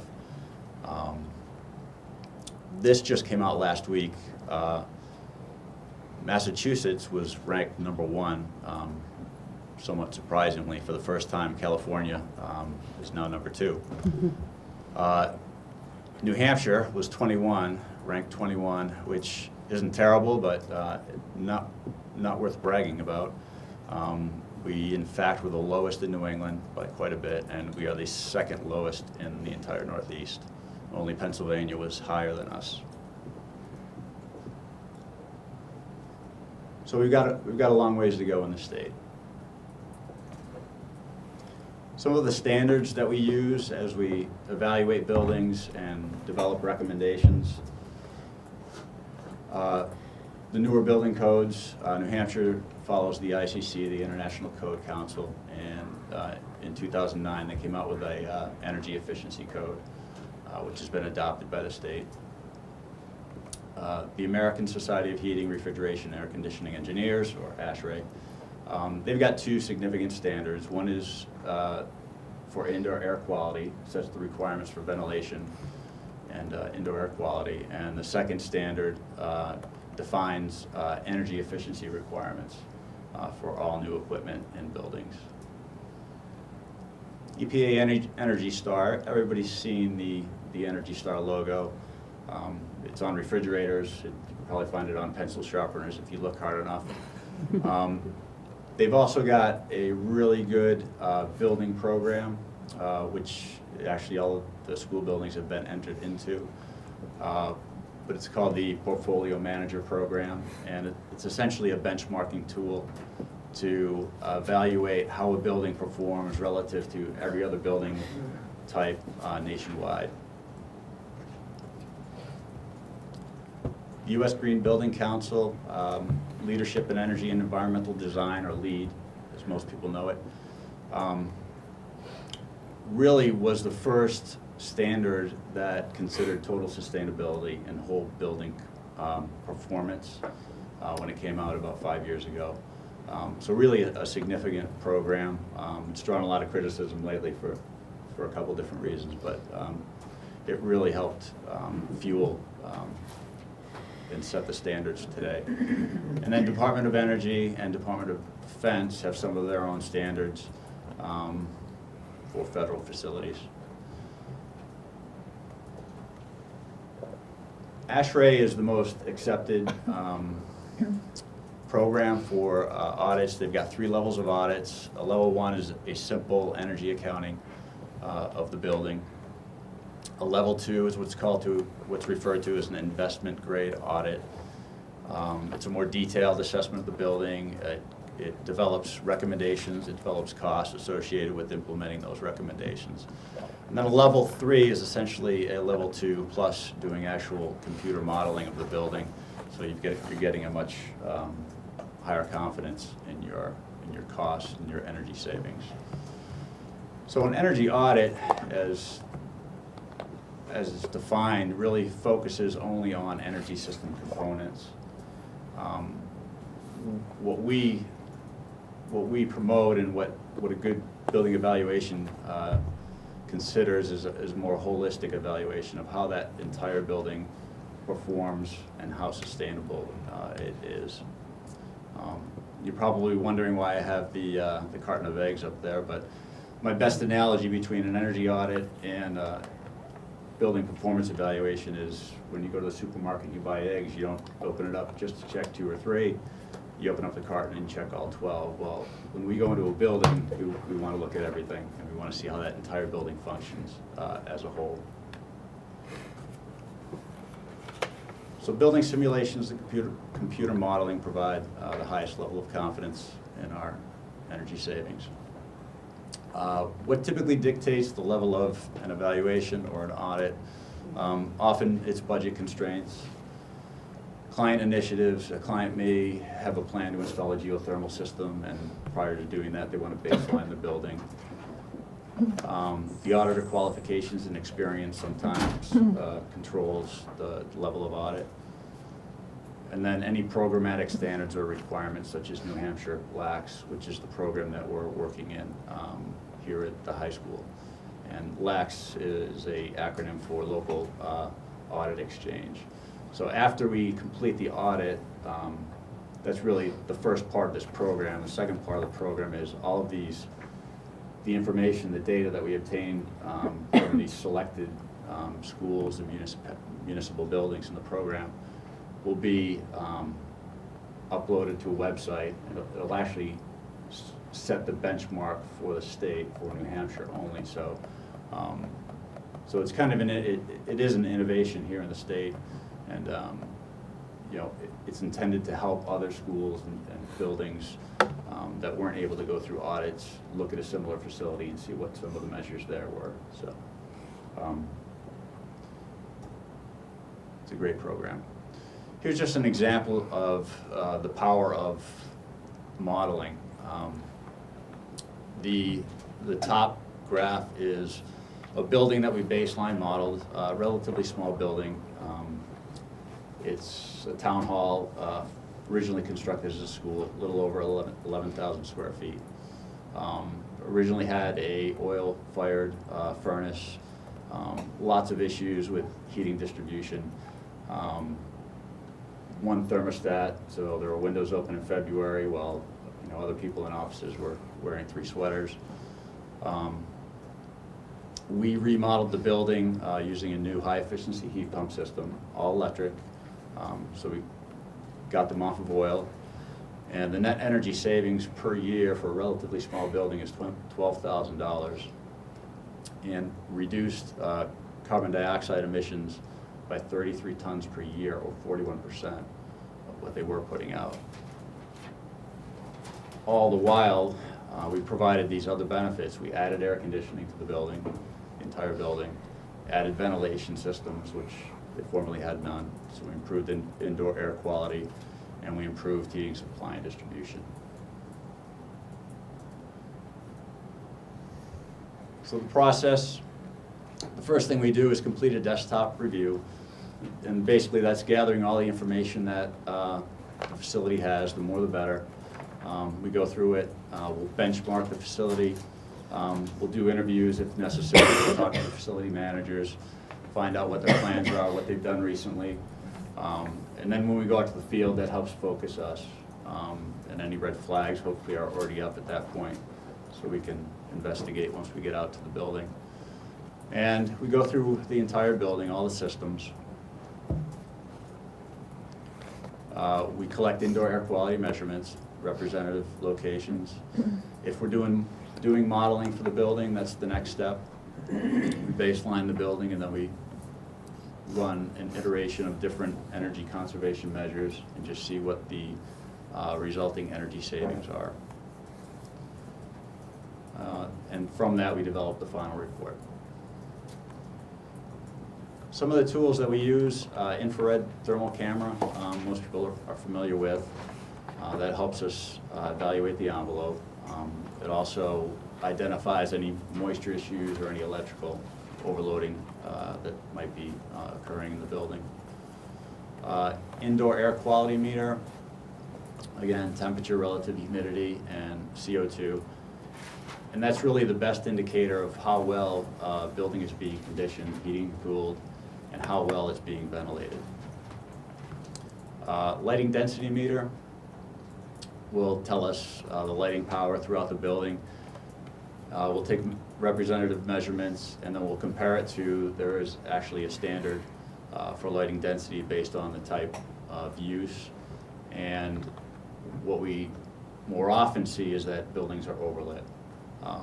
And one of the recommendations would then be to reduce the lighting energy and get some of those energy savings. Lighting data loggers and equipment data loggers, essentially those are devices that we either attach to a fixture or to a motor, and that tells us how often that runs over whatever period of time we want to let it run for. A good example of how beneficial that can be, the charts at the right actually shows some lighting data from a middle school that we did not too long ago. And we were told that they were very energy conscious. The lights were turned off at the end of the day. What we found out was that the lighting was actually staying on for about 16 hours a day. So when we investigated a little more, what we found out was that the janitors, the custodians had asked the teachers to leave the lights on so they could do their cleaning.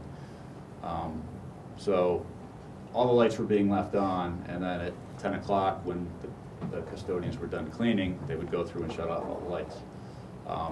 So we did a quick evaluation, just reducing the lighting by 6 hours a day, and the net savings are over $4,500 a year, just for a simple measure like that. So, some of the practical considerations that we think about when we go into a building and when we're developing recommendations. The characteristics of the building, how old is it, how is it constructed, any historic significance. We look at current and future uses. Are there any plans for an addition, increases in occupancy? We look at compatible systems and technologies.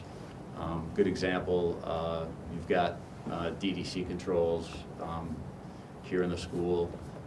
They may not be compatible with some of the recommendations that we would like to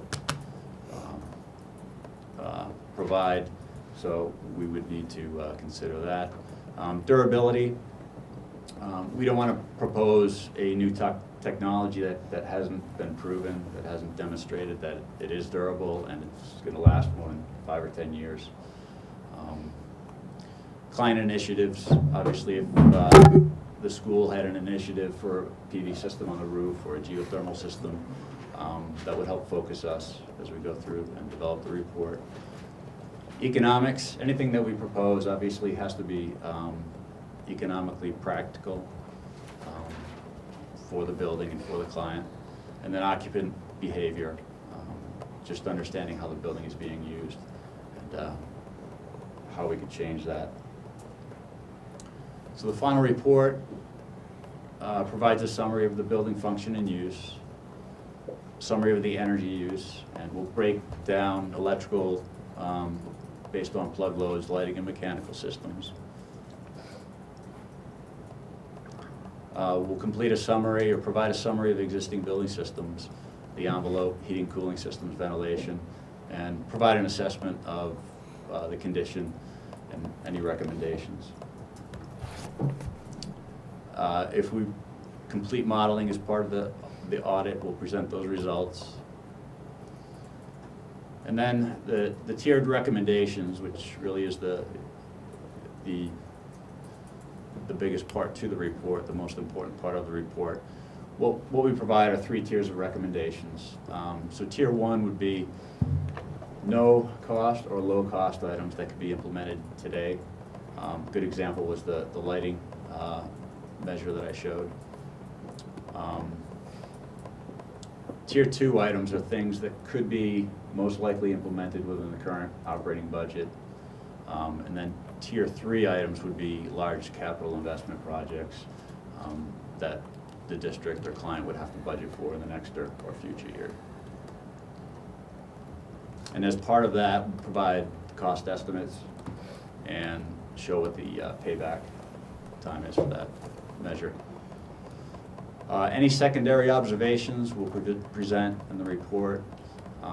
It's not our primary objective to look at structural issues or to investigate the foundation or life safety issues, but if we see anything, we're going to report it. And there may be something we see that may determine whether or not a recommendation or a measure should be implemented.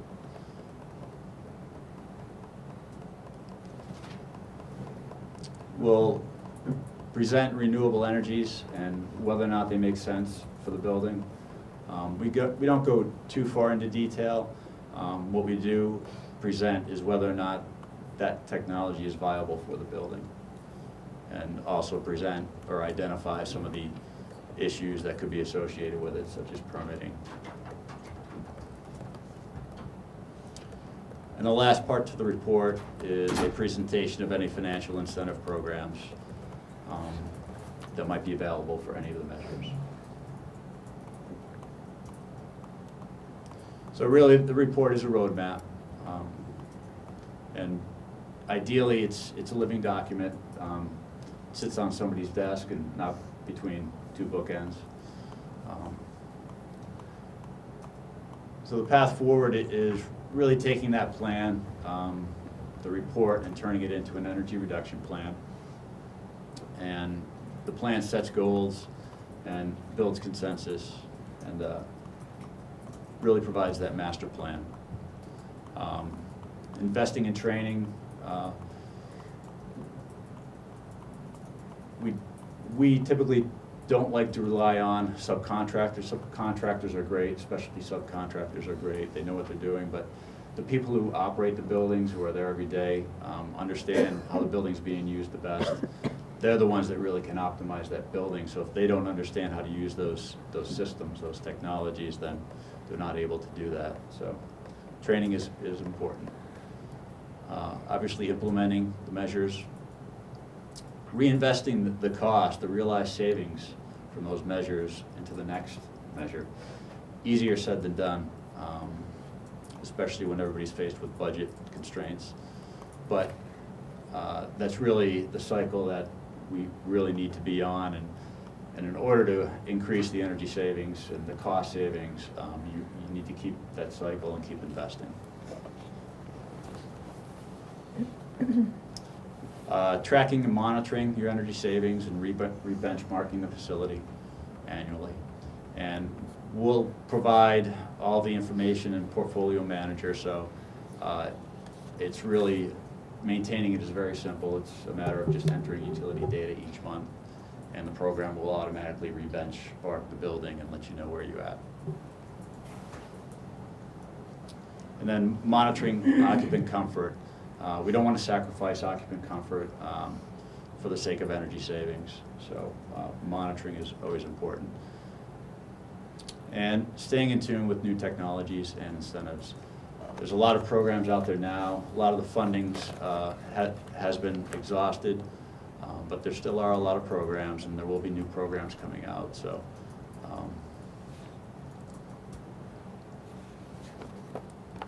Okay. The cycle of sustainability begins with measuring performance, baselining, developing that energy reduction plan, setting goals, training, education, and awareness, implementing the measures, checking occupant comfort, and then remeasuring performance. So it really is a cycle. And we can always continue to improve energy efficiency, either through system improvements or behavioral changes. Some funding opportunities that are available right now include the New Hampshire Pay for Performance program, and that's funding that's provided through the Public Utilities Commission. And that money comes from the RGGI Fund, or the Regional Greenhouse Gas Initiative, which has been a hot political point of late, but a great program, and the money is there. The money has already been earmarked, and it's available. Another program is the Renewable Energy Rebate Program, also through PUC. There is the Northeast Collaborative for High Performance Schools, and they provide a modest contribution for school renovations and new construction. There's the New Hampshire Community Development Finance Authority. They have a revolving loan fund program with a very low interest and relatively high loan amounts. Smart Start, which a lot of schools have implemented. I'm not sure if you've done it here, but that will essentially provide the capital cost for small energy efficiency measures, including lighting and controls, and the payment is returned through the reduced energy costs monthly. And then the last program is the schools program, which is another modest program, but it does provide some incentives for high efficiency equipment and performance related items. Okay. Just, Tim, could you explain why the high school of all the buildings? 2, when this report will be ready? And 3, if there are recommendations, what are our obligations to bid the project out, or how do we team up with one of these financial sources to help us? I'll answer the first question, the last question first. Depending on the incentive program or the grant program that you go with, generally, unless it's ARA funded, which none of those programs are, there is no requirement for competition. So really, it would be whatever this district's normal requirements are for bidding and heating work. I'm sorry, I'm going to ask you to repeat that. Okay, why the high school, and when would the report be ready for? The report will be ready. I don't think we have the high school scheduled yet, but all the audits have to be complete by end of December. The report typically follows 4 to 6 weeks after. Okay. The high school was not, did not meet the 75% tile criteria for Energy Star. In other words, I think it was ranked at 64%. I'm not sure why, but that's one thing that we'll find out when we go through the building. But the school does have unusually high electric consumption. So those are the things that we figure out when we go through the audit. What date did you say the audit report will be done? You should have the report, the final report, by end of January. End of January. Yeah.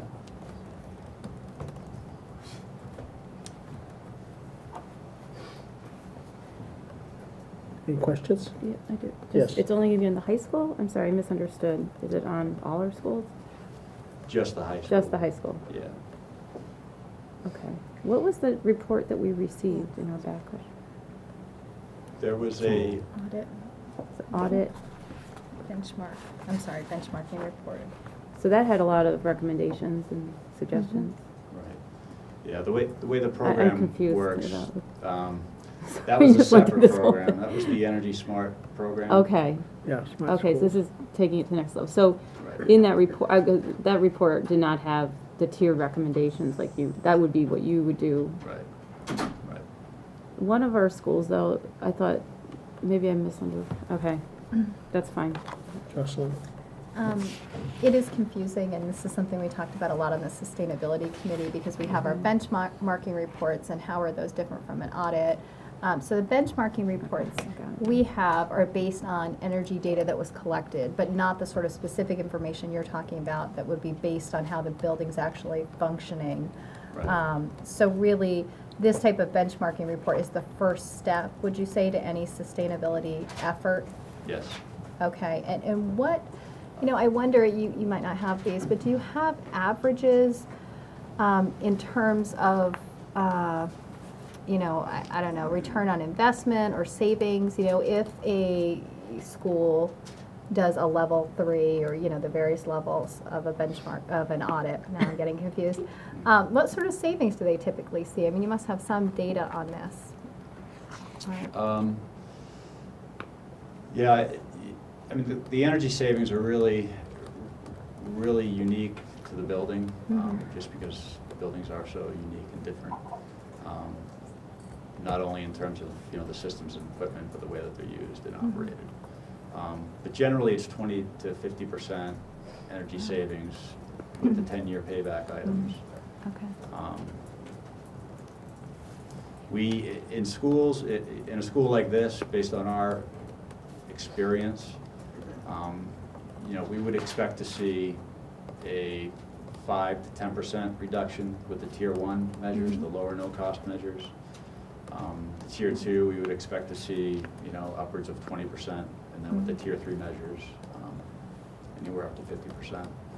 Great, and just as a follow-up, maybe it's not a question, it's just a comment to the board.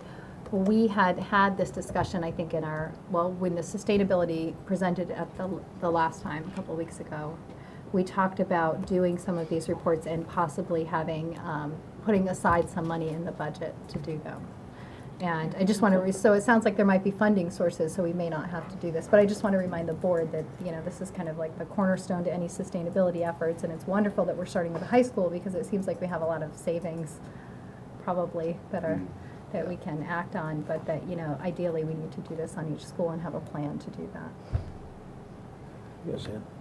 So I just want some clarity here. So this originated with the Sustainability Committee? The energy did not. audit? No, it did not. That's true. Where did it originate then? Originated with Sue and myself, looking at the energy costs and the interest of the board to look at our facilities and control costs. So these programs are available from the state, and so early in this year, Sue made some calls to get these audits, initial benchmarking. And so from the initial reports, we saw that the high school was one that was the highest energy usage. That's the one to start with. And this would lead us through a process of how to deal with this. Okay, thank you. Kristen? This benchmarking report that we had in here was fascinating to me. And I don't disagree that the high school is definitely the first place to start from this benchmarking report. However, it appears that one of our schools scored particularly well in the benchmarking report, and I didn't know whether or not we would be able to use that information to understand what they're doing that's particularly good in energy consumption so that it could be applied to other schools, or whether or not we would consider that school at all because we're not looking at that building. It would, it's not within the scope of what we're doing now, but that's something that we could certainly help take a look at.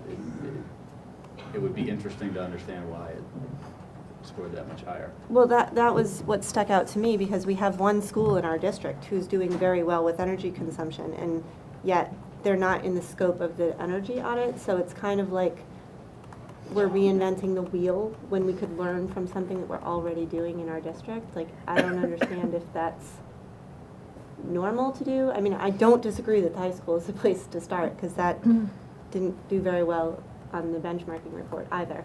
I'm just concerned that we're missing an opportunity by not even asking the question what Mohammed does that other schools don't. So I'm not the energy person though, so I defer that I to want you. to echo what Krista just said, because on the energy benchmarking report, the high school is rated at 64 and Mohammed is rated at 85. And I think to analyze the differences might be worth our while. What does 93. Mohammed do Mohammed's right? at 93. You know?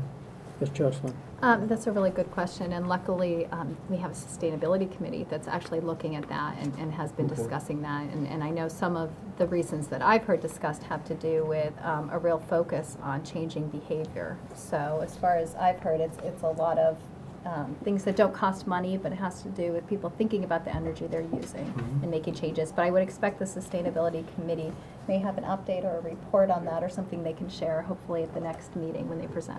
Yes, Ann? About 4 years ago in Meharmet, Dennis went around the building and took light bulbs out where there was an excess of lighting. He just started removing light bulbs, and you know, if you're looking at the electric utility bills, then a lot of it was that. You just saw it. Where do we go from here? We're going to get the audit scheduled. Again, we have to be complete by end of December, so ideally the second or third week of December for the holiday break. We want to get in the building. We want to see how it operates when it's in normal mode, normal occupancy. And you know, gathering the data really is the easy part, and sitting down and figuring out what works and what doesn't work, and the best value measures. That's what takes a little more time and engineering. You're coordinating your schedule with Sue, our business manager, right? Yes. Okay. Let me get this straight. You guys don't have any connection with the audit that I have in front of me right now. Benchmarking. I'm sorry, what? The benchmarking. Thank you so much. The benchmarking data that I have in front of me, right? No. Okay, so what you would be taking is the next logical step beyond that benchmarking data. Yes. Okay. And would you also include some of the suggestions, the specific suggestions made in this benchmarking report, such as getting rid of the metal halide bulbs? Yeah. And so you'd follow through with that? Yeah. Okay, so how much is it going to cost us? He doesn't know, he's only doing the high school. Surprised it took that long to get that question. Yeah, and you know, without getting into too much detail, but those are the things that a model really helps with, because when you take out a sodium halide bulb, which operates at 300 degrees, and replace it with a very low energy bulb, you're actually increasing the heat load to that building. So now your heating fuel consumption goes up. So that's where the model helps really tell us what the best value items are. And things like lighting and windows aren't always the best place to. So you're going to be doing this, essentially you're going to be doing some sophisticated modeling on our energy systems. It's not part of this program, but part of the New Hampshire LAX program that didn't include modeling. Okay. But it's something we may be doing. Okay. Are we working on taking this report that we have in front of us and working on it, as far as implementing the changes that We shared it with the two people. Tim's going to have, has access to it. And what we're looking forward, the next step is to have specific items identified with with payback. What's the cost and what's the payback on it? Also, it will be shared with the folks who are doing the studies of our capital plan. So the idea is that during the course of this year, we should be able to handle some immediate things that we do with immediate payback. And we're also going to be looking at finance sources that are available through the state to help fund some projects that are identified through his report. And those could probably be paid back by the cost savings that will immediately be felt, okay? And then we'd also look at long-term things that would impact next year's budget. Okay, that's just Development. And there is no cost to this? This report, there's no cost to it. We're funded through the state to do this energy audit. How many high schools are you checking out? In this program, we have, I believe, four high schools. There's 3 providers, we're one of 3. So there's more statewide. But we also, the other thing we do as part of the Energy Star program, the Energy Smart program, we do the engineering review. That's what we did over the middle school. So we see quite a few schools throughout New Hampshire. Excellent, thank you. Any other questions? Thank you very much. Thank you.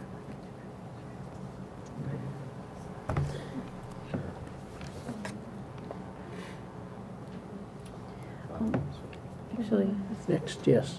may we get a copy of his presentation?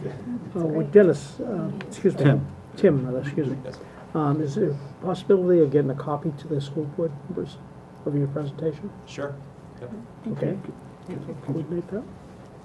Excellent, thank you. Next on the agenda is school board committees. Any reports on school board committees? Yes, Krista?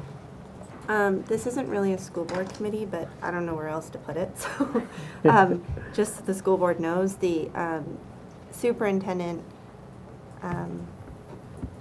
search ad and announcement went to Ken DeBenedictis. Tried to incorporate everybody's feedback from it, and so that went out. So just so you know. Also, a school board committee report for real. The strategic planning, well, kind of strategic planning steering committee tried to meet, but for a variety of reasons could not, mainly weather and no power. So that meeting is currently being rescheduled for next week, and that is for the purpose of going over all the feedback that we received on the educational philosophy and vision statement to prepare a report for the board. So hopefully we won't have another snowstorm over the weekend and we'll be good to go. So Very good. I'm also having a little bit of trouble with getting emails out to people because it keeps bouncing back to me. So we're working on it. Very good. Any other reports? Yes. Go ahead. I'm also having a little email possible, but that's not a committee report. The Sustainability Committee, as we've talked about a little bit tonight, is planning on coming back at our next meeting, which I think is November 16th, so I just want to make sure there's space on the agenda for that. And we'll be presenting the remainder of the plan. And also, the committee is currently looking at transportation and trying to figure out how to collaborate with current efforts in analyzing transportation, because obviously there's a fiscal side of that, but there's also an environmental impact. So we're trying to figure out how best to work with current initiatives. If the ABC is currently looking at this, maybe the two committees could come together because there's a lot of overlap. The Communications Committee met last week, and as Megan had mentioned, we finalized materials for the superintendent search focus groups. We now have the posters, which are distributed throughout the community, have a few more to drop off. The press release, as Megan mentioned, has gone out, and this is all on the website, and now we're working on getting invitations to different groups that are invited to the focus groups. So just making sure that parents are aware through Alert Now, that the towns are aware, that the businesses are aware, that, all the different groups, and we're working on that, and that should be done in the next day or two. Are we going to publish in the update, the Durham update, and the Information was already sent out in the last update last week. We'll do a reminder this week. I believe information is being included in the Lee Town Town Crier, and we're also making sure that posters are available at each of the town halls and the libraries for people who don't have access to a computer. Excellent. Any other comments on that? I attended the ABC meeting, and they discussed the food service budget. There was a discussion about the people and the number of people we had, and also some of the studies that the manager is doing to bring the information that we have, that we need, up to date. And she's new, so it's a new. She's bringing all the up-to-date information. Is what she's doing. It's new to us, and so we hope to get. Who is she? Pardon? Okay, I just wanted people to know. Yes, I'm sorry.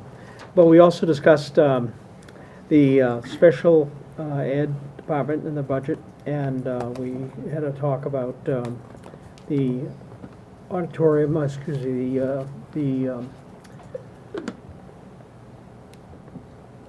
sorry, I had a stroke. I can't remember too well. But we had to talk about the TV program and how we're doing in that, and how we're going to upgrade to go to our own TV station and everything on the budget that we're having, that is in the budget for next year. And it's upgrading equipment and things of that nature. It was a very productive meeting, and the next meeting will be on the 14th of November. And we're going to be having a report on the special ed on November 9th. So the next board meeting will be a joint session. Any questions? Yes. The next meeting on the 14th, can we make sure that that's televised? I know the last budget meeting was not. We'll do our best to. You can ask Lee. For your question, I don't know what the procedure is to make sure that it's televised, but we'll have to check with the. Kathleen, yeah. Yeah. Okay. And moving on to board comments, public comments rather. Anybody in the public tonight?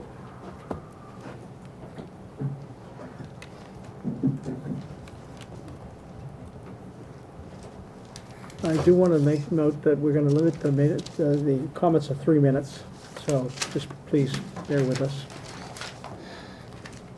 That's all I wanted. That's more than I want, I hope. I'd like to, I'm Dean Rubine from Lee. I'd also like to congratulate Linda Reif and Jay Richard for the positive piece in the New York Times about the middle school. I'm happy to observe that no issues about the controversy in the district were mentioned. It's good for us. I sat through the guidance counselor's presentation, and I couldn't help but be struck by the contrast between the, on one hand, the effort we make to get our kids into college, and on the other hand, the disdain for higher education and higher education faculty expressed in this room by some community members. I, for one, cannot fathom why people who espouse views like college faculty members are unpatriotic and not true Americans would even want to send their kids to college. In these times of prospective budget cuts, and in light of the upcoming budget discussion, I'd like to remind everybody why we pay for education. Schools are an investment in our future. Our country has become rich and stayed rich largely because of our lead in education.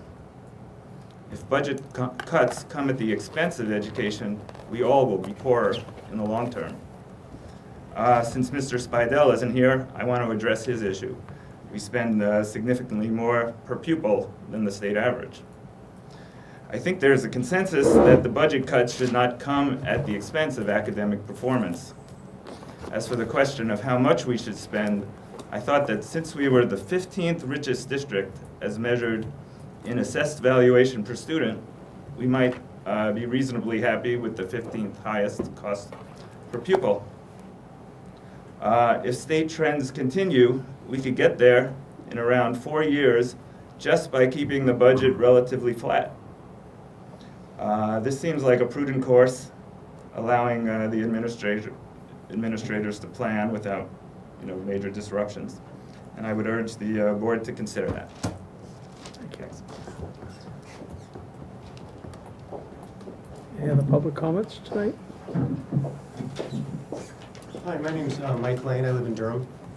And my understanding on public comments, Mr. Chairman, is that I'm not allowed to talk about any member of the board individually, so I'm not going to. Let me correct that. You Okay. can talk about board members. You Okay. can't talk about public members. Okay, that's fine.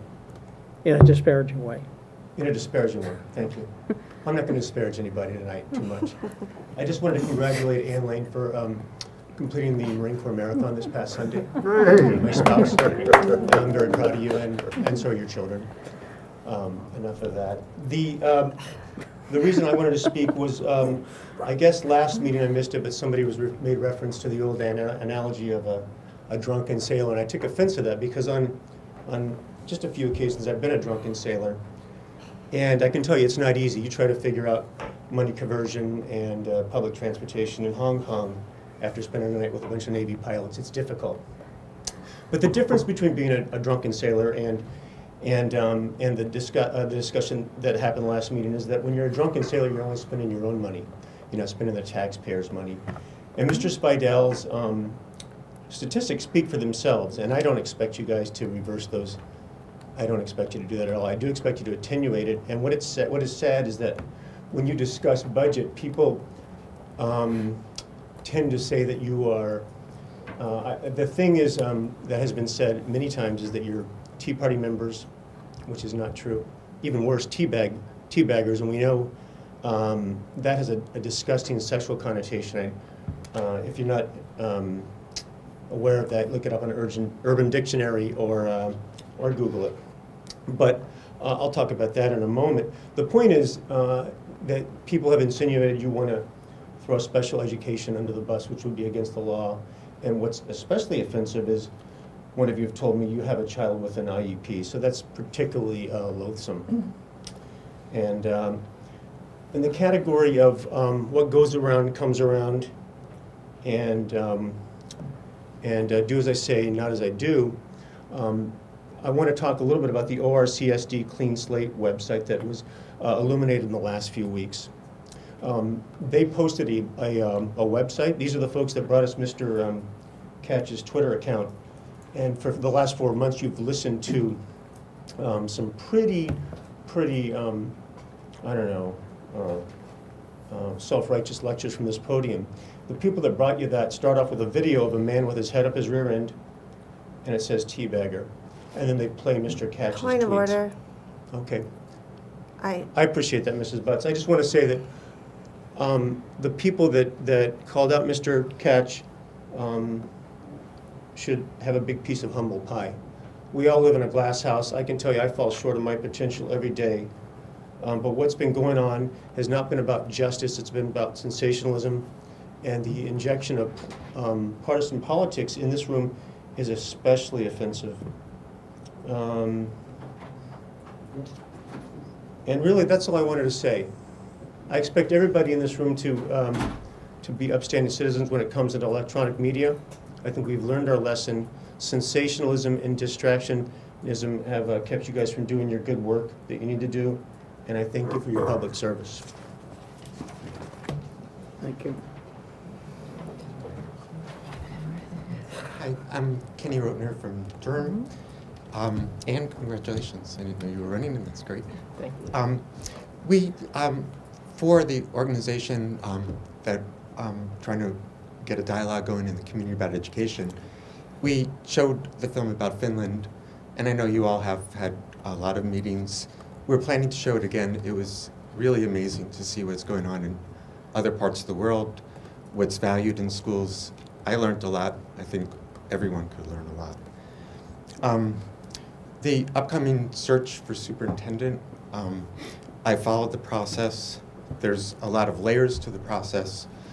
I think one of the key parts of it is going to be the search committee that gets appointed to bring names forward. I think everybody wants this process to be very fair, very open, and I think it's very, very important that it's not just displayed as being fair and open, that it's not just a dog and pony show, that the process is really, really followed. I think that steering committee, search committee, really needs to reflect some of the different opinions in our community. I think without that, the community is not going to buy into who is hired. Our community is going to be divided still. I think we need to come together as a community, and I think that really will ensure it if this process goes fairly. The last thing I want to say ties to that a little bit, ties to what the last speaker said.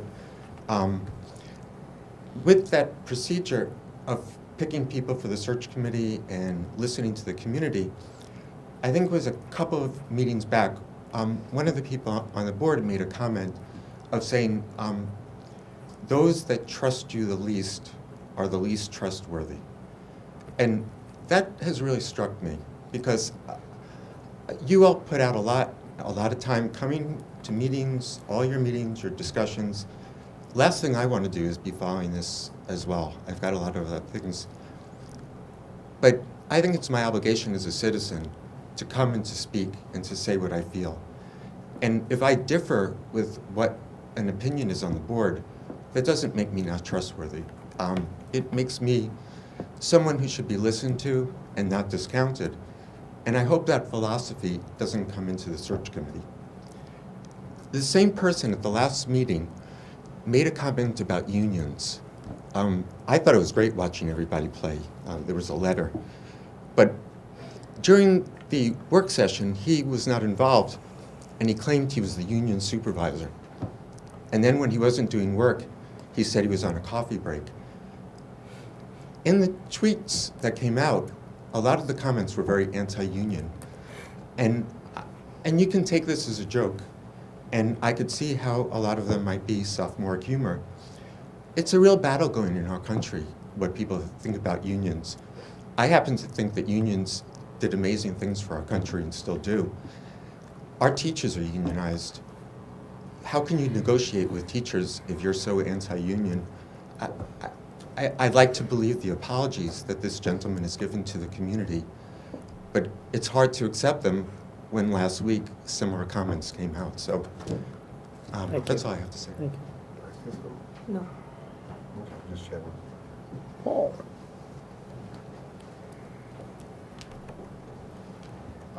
Paul Gazowski, Lee. A couple of comments. The presentations tonight were really excellent, and relative to gap years. Gap years it's taking a year off after high school before one matriculates onto college or wherever one wants to go. There isn't enough conversation about the value of gap years. In my life, I could have used a gap year, but the concept didn't exist. And the mantra at that period of time was to go straight to college and to proceed on. So if I heard Heather correctly, I think there'll be a presentation coming up with options for gap years. And as a community and as a board, I would encourage you to pay attention to that option. Statistically, it shows up probably as a negative because it's time off, or it's not somebody who immediately went on to a four-year school, or maybe didn't take the AP exams or opted for a different path. But it's a good option.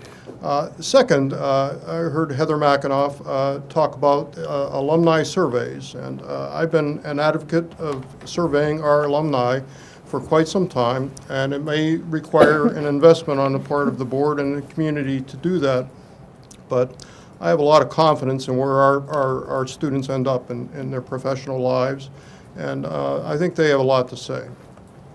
And any complete study of the school district should really advance that effort. And finally, Tim Nichols' presentation is an excellent presentation. It is focusing on the building audits, which are enormously important.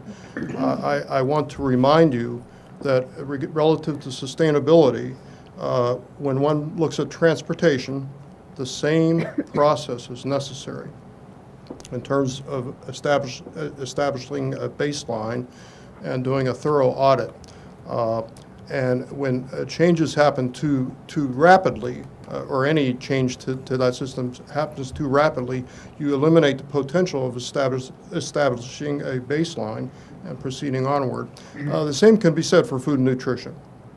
So I guess a simple message from me is as we proceed, if we're serious about proceeding forward with sustainability, we need to maintain the current systems pretty much as they are, if not enhance them a little bit, so that we can really get a good measure and then proceed. Thank you.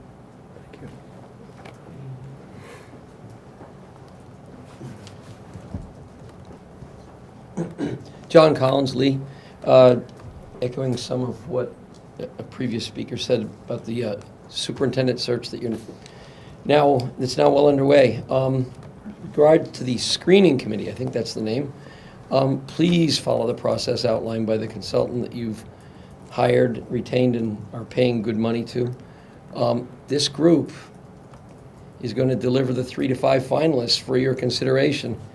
And if that screening committee is chosen properly, as your consultant is trying to get you to do, they will deliver 3 to 5 candidates who have strong support from the administration, from the teachers, and from the community, which is what Mr. DeBenedictis keeps telling you is what you want. I think you need more teachers than what I heard from the discussion at the last meeting, which was, about 10 days ago.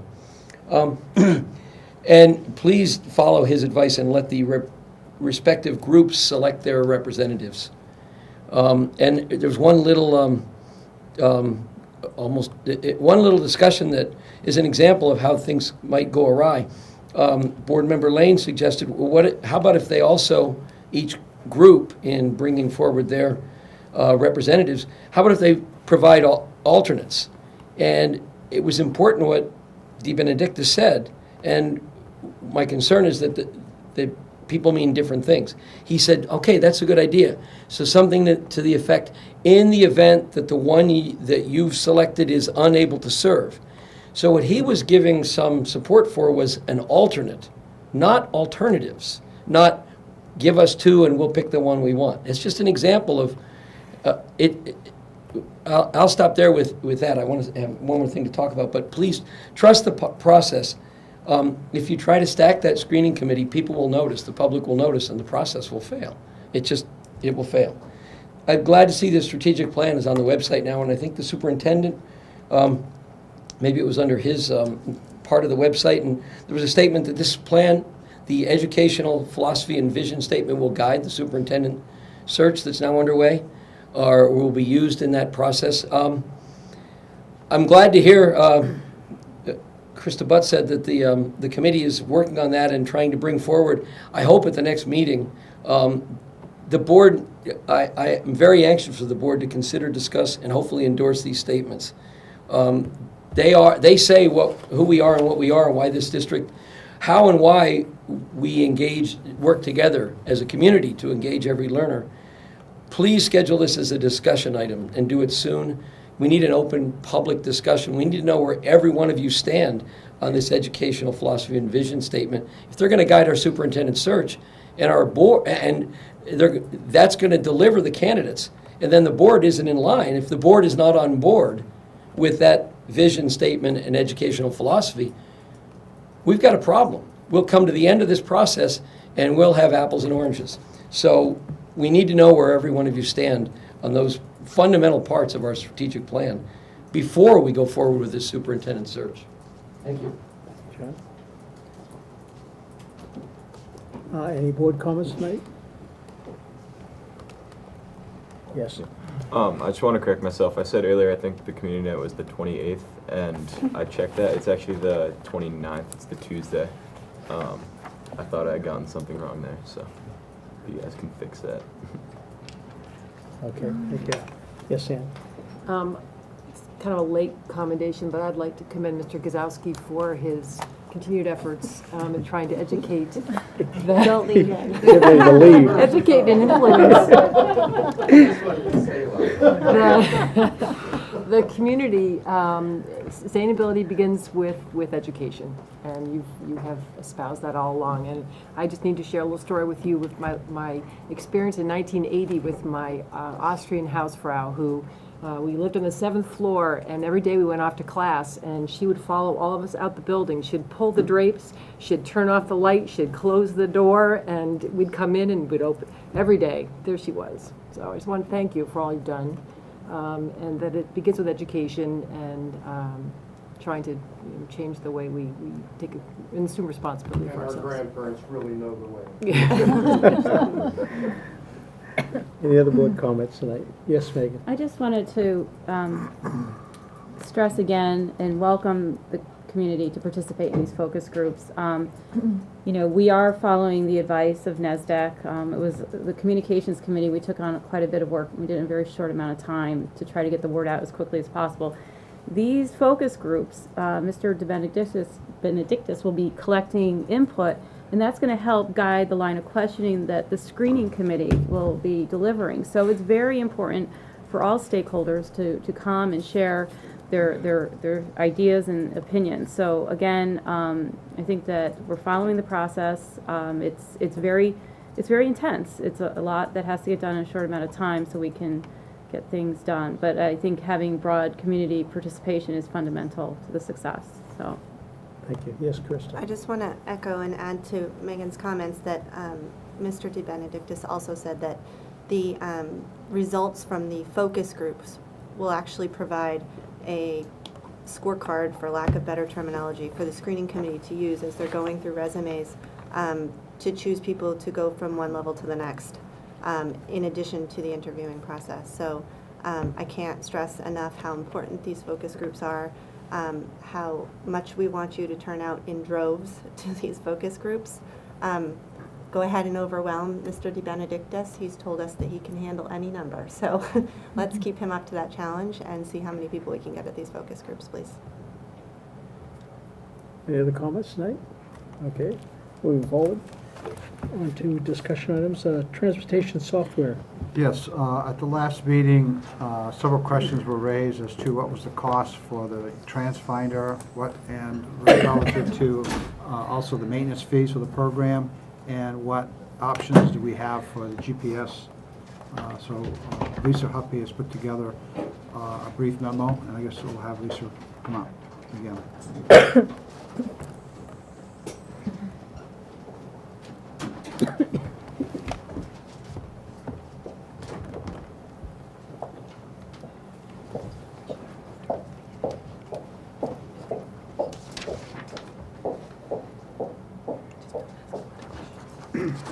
Initially, when I put this together, I should say, since I've put together the report for you, I have found out a few more avenues, I guess, that we could go for GPSing on the buses.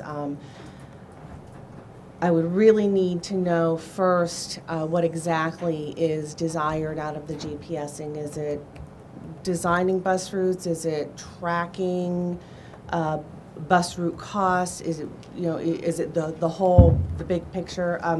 What I have found out is that our software now does have a program that we can use. It would involve installing GPS units on our buses. With 34 buses, it's going to be approximately $5,000 to do that. That's one, and that will track everything with the bus, when the door opens, what time, how long it sits there with the door open, and so on and so on. Mileage, that type of thing. We also have had another discovery. Our new digital radios that we've had installed have a GPS capability in them. And I am in the process of learning more about this. In our existing radios, they're already installed in the buses. I'd like to look there first and see. It would be nice to use everything under one software. So I talked with our representative of the radios, and he said that a lot of softwares support these radios. So I had a four-way communication with our radio people, our software people, myself, and our technology department, and we are currently looking to see if our transportation software will support this radio GPS component. If it does, the cost, well, I don't know what the cost is, but that will make a difference. I have found out there is a software to enable the GPS on the radio itself. It's a couple $1,000s. So I'd like to see, you know, cost depending and what it will produce, what it will enable us to do with the GPSing. If it is the same, I'm assuming GPSing is primarily the same. So I'm in the process of finding all that out right now. Thank you. You're welcome. Questions? Yes, Jim? It's my understanding that, you know, I think we've had a conversation with the same person. But there are two alternatives with the GPS system. One is actual real-time data, where it transmits directly from the bus when the bus is is on the route. The other kind is an historical data download, which occurs when you come back to the shop, and all the data of where the bus has gone, what it's done, and idle time and everything is downloaded. That's the less expensive one. Also, that is, I think it's Bus Finder Pro with. Yes. They have 9 bazillion different names. Yeah. Bus Finder also gives you several vendors for the GPS component. And to think that a $2,000 upgrade on the radios, it has to be less expensive. And I think the first step, if you wouldn't mind, is to take a look at any one of those vendors and see what they can do. Because, I mean, I think... Oh, absolutely. Yeah. I definitely would, probably the same idea as if I would, when we initially did the software RFP, we had a lot of video demonstrations. It was evidently one of the first times they had phone RFP demonstrations, what do you call that, over the web, Yeah, right. you know, that type of thing. It was really quite incredible, and I'd like to see them do that again. I know that our software can do that, the software that we're using, TransFinder Pro, they can do that type of demo, but I'm wondering if we can also get the Motorola company to do the same with their software, so we can compare. Something else I would really hope you take advantage of is the fact that the TransFinder people will send somebody out here. And what I would like to see is I'd like to take up a couple of the recommendations from the Budget Advisory Budget Committee. One of which is to make sure a backup is trained. You know, God forbid you get a cold one morning and the buses don't run. I mean, so I think a backup needs to be trained. Secondly, as an administrator, I think you ought to be the last person on a bus driving it around. I mean, you know what I mean? Usually I am, yeah. Good. I mean, that's important. I try not to schedule myself. Yeah. It's emergency. I also feel terrible when our kids can't play. Of course, I understand. So I do everything I understand that. can so that they can play. Yeah, and the thing is to try and use all this software is just a tool. It's like buying a hammer. And we need to learn how to use it effectively, because based on what I've seen in my conversation with the company, it can make your life a lot easier. And I think that's one of the things we all ought to be looking at, you know? Yeah. And also to back you up on you said something about there's really no difference in the mileage between a big bus and a little bus. Right. And from what I understand, the reason that is the case is because they're both overpowered. And it's like using a Hemi and a Dodge Charger and using it in my Dodge pickup truck. They'll get about the same mileage, even though there's a weight differential, because the weight becomes negligible. Right.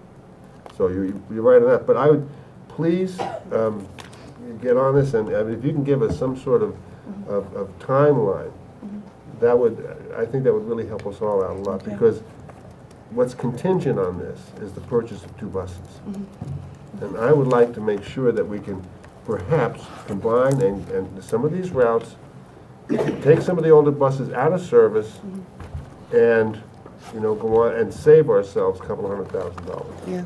Okay, thank you. Thank you. Sorry to take so long. Okay, I want to step back a little bit when we look at the transportation, software. I want to step even farther back. We talk about transportation from the board level. We're looking at so many different factors, and now, we're even talking about it in the facet of sustainability.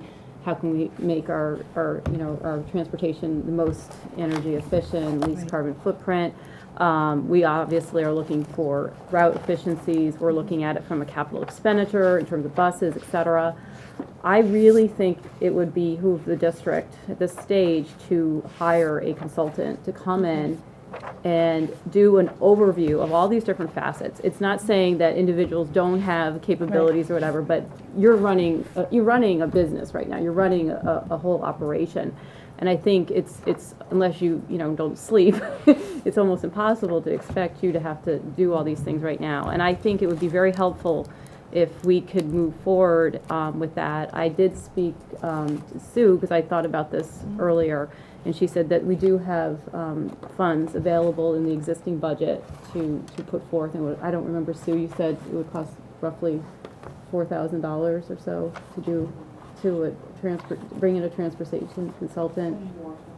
Depending on what level. Right, but I mean, these are individuals that could do, they could literally audit our buses, they could ride our buses, they could do so much more. So I'd like to see if we can look at that as an overall solution. I don't think, no offense, Jim, but I don't think we should be getting into this level of minutia about the software. I'm sorry to say that. So I want you to have, just like the audit is providing broad guidance for facilities and improvement, you need that. You need that report to help. And I think it would help you, and it's not, I hope you don't take it as, I think you're busy. No, there's so many different ways of looking at things, and you never know. I mean, somebody will point something out that's been looked over for a long time. And I think there's a lot of firms out there that have very strong expertise, and it could deliver a great value to our district for relative, I think the value will definitely pay for itself. So I don't know if that's something we want to talk about when I would bring this up I can make a motion, we can talk about it, get more information from Sue and Lisa.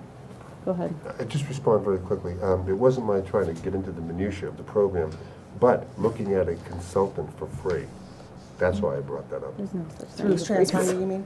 Yeah. That's what I was going to suggest, that they actually might be. They can bid on it. 2 birds.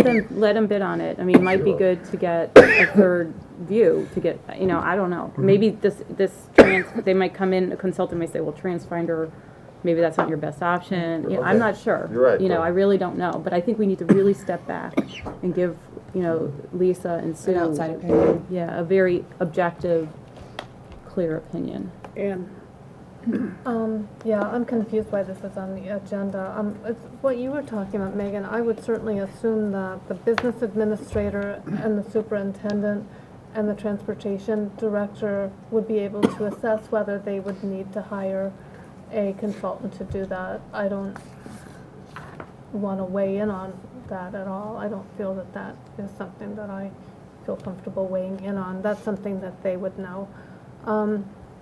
And again, I agree with you. This is really not the board's job to talk about the software program and what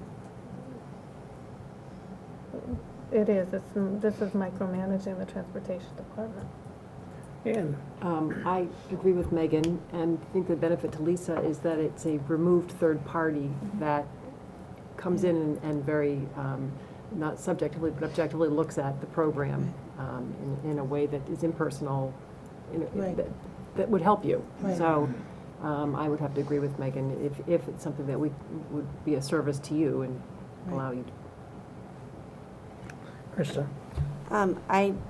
Sue, correct me if I'm wrong, I can't see you, but I think I've heard you in the past say that you felt that an audit of the transportation department might actually behoove us. Am I making that up, or? It might actually benefit us. Sure. Always okay, so I'm not crazy. That's good. I think that if Sue thinks that it might benefit us and Lisa thinks that it might benefit her, then I'd be willing to entertain that motion. You want to make a motion? Sure. I'll make a motion to, let's see, give me 5 seconds to think about that.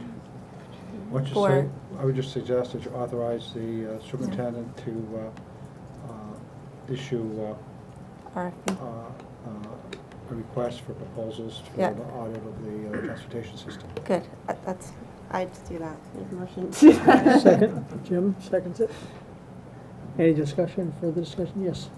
I think it makes sense based on what we've heard, but, I just want to, if we do decide to move forward on this, I would hope there would be a sustainability component to it, because, this is something that the committee has talked about a lot, and it's very complex, and I think that if we could add that in, it would make a lot of sense, and we might learn something.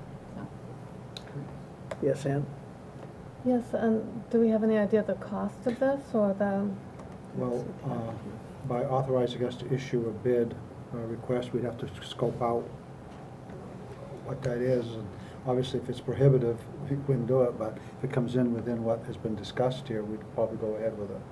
If it comes in within? Around the 4,000 or 5,000, what people have discussed about. I think. Sue, did you have an idea? Did you discuss this with anyone prior? No, I haven't. Okay.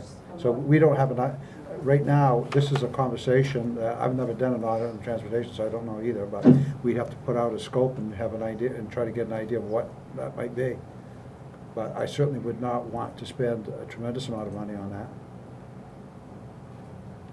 Okay. All those in favor of the motion?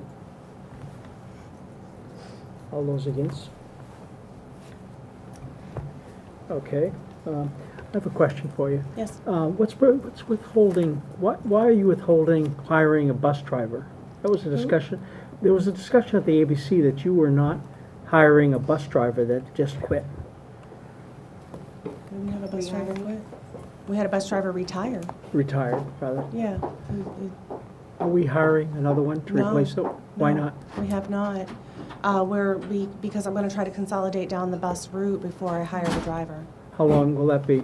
I'm hoping I can have a route. I need to have a route in place before our next sports season starts up, which would be the end of December, January. So right now I am meeting with each driver individually and eliminating the children that they never see off their route, so that then I can do a better consolidation.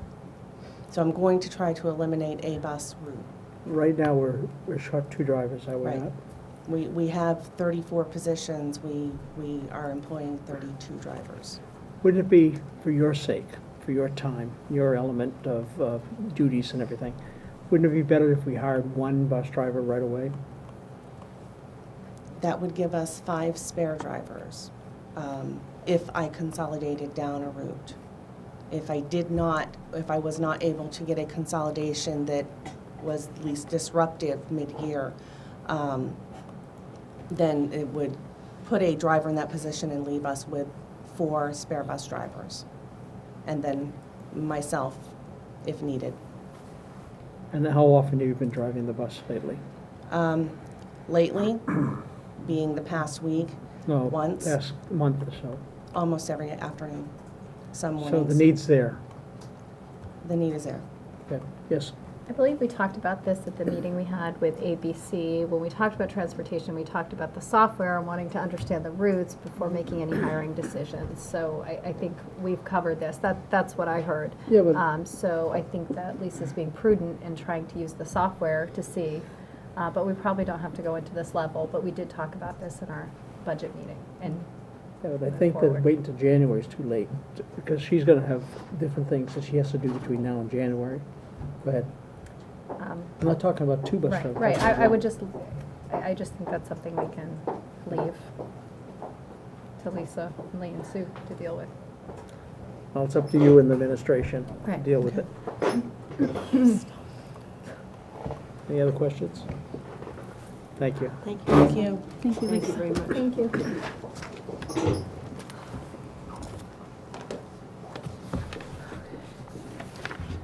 Next on the agenda is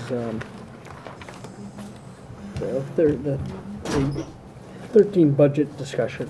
Okay, on the planning calendar was an opportunity for the board to discuss where they are with the budget. And so I put it on the agenda. I have nothing to recommend other than you saw the recommendations of the Budget Advisory Committee. They're there.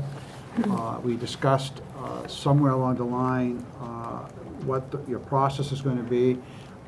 Do you want to wait till the end, till all the reports are done, and then weigh in, or do you want to give the administration direction now as to where you are? I mean, from my point, I mean, we came in with a budget that's relatively flat. I have not had an indication from the board whether or not you want to increase the budget, whether or not you want to decrease, and if so, by how much. And as I indicated at the Advisory Budget Committee meeting, if it is the consensus of this board to decrease, then it would seem, it would be my recommendation that you do so in a particular sum of money, or give me direction and allow me to work with my leadership team to come back as to what those, a budget like that might look like, rather than have you piecemeal through this budget. Yes. Lee, I'm wondering what the feedback you've gotten so far from your building leaders are, from your... I don't understand. From your principals. If we wait until we've gone through every report and come back versus now say something, have you gotten any sense from your building principals how that might change? I guess I don't understand I don't understand your question. What would be the most proactive approach for us? The most proactive approach would be to, I guess, plan backwards. When do you want to see your final line? Middle of December? When do you want to see that?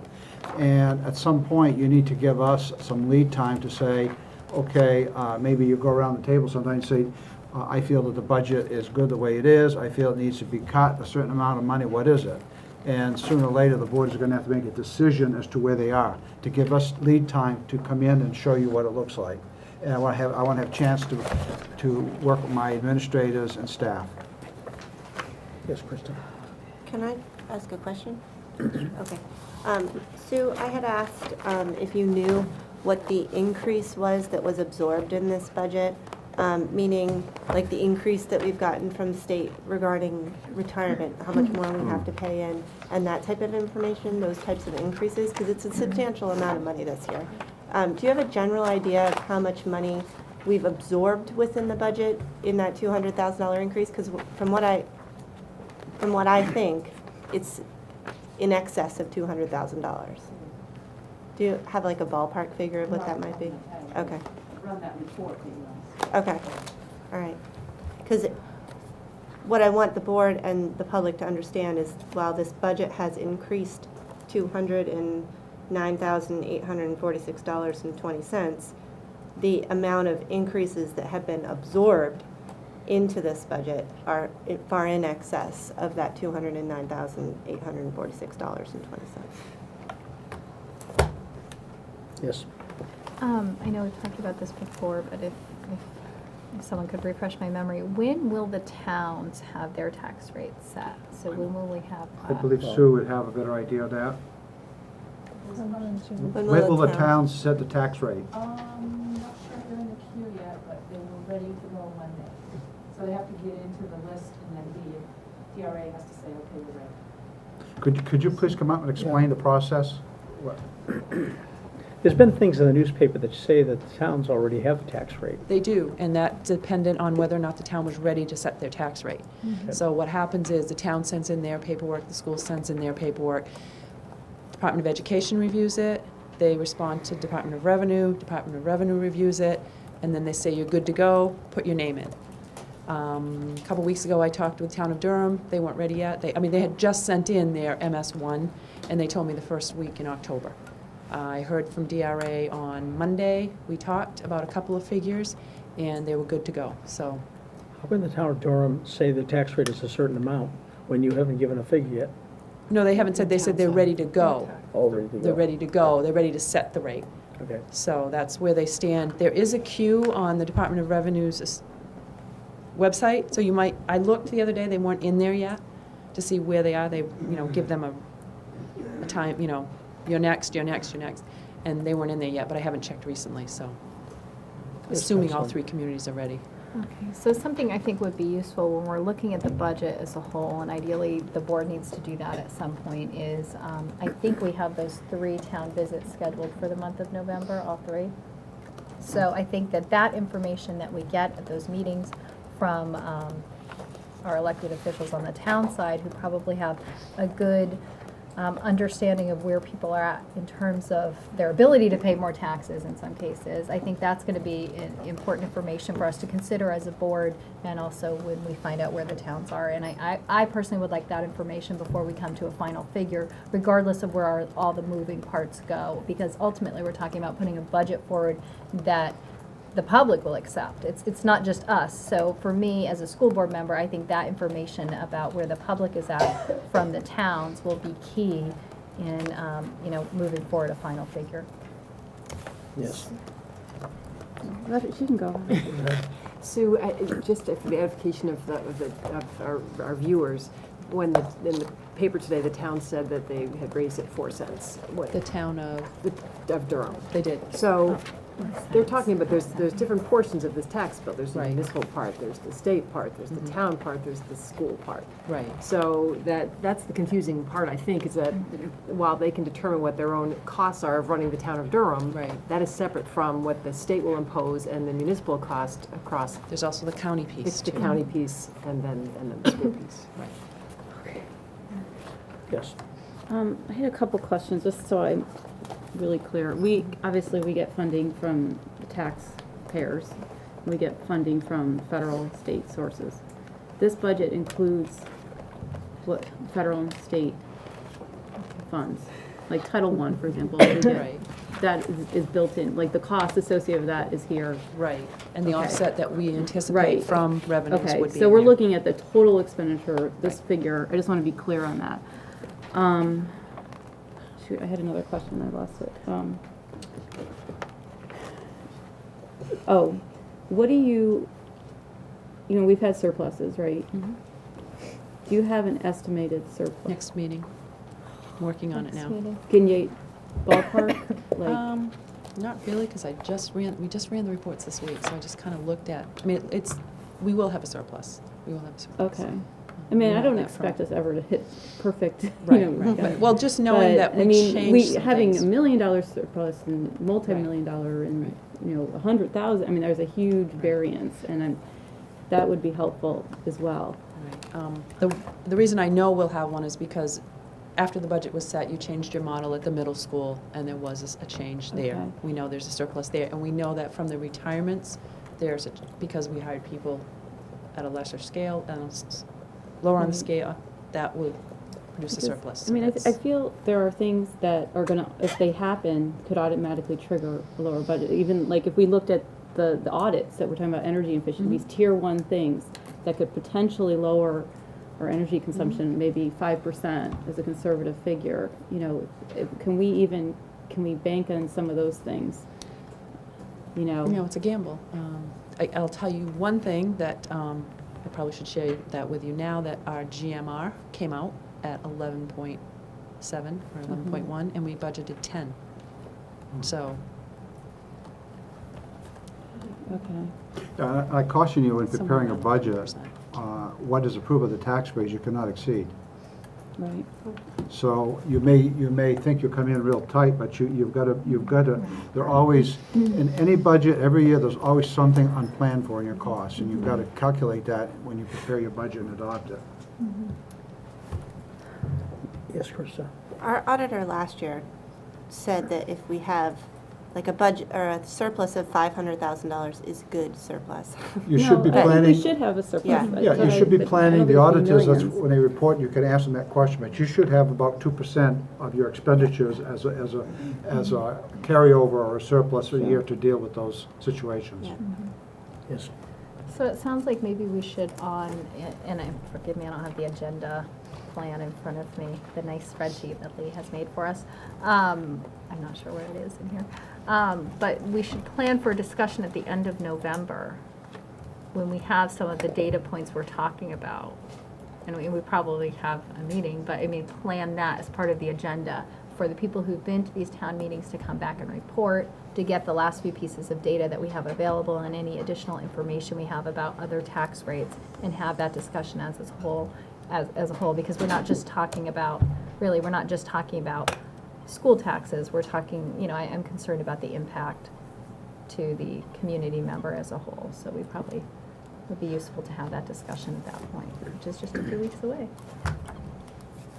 Well, we have a meeting on the 16th, and we have a meeting on the 7th of December. So maybe the December meeting. Do we have any special budget meetings in between? We probably do. Next week. I would not want to wait till December 7th to have that Okay. discussion. The budget workshop on the 30th. ABC 1, 7. Yes.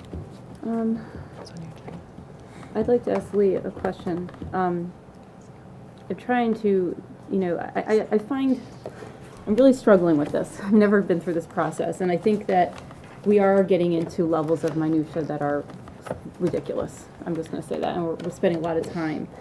I would like to kind of get some data, get some information.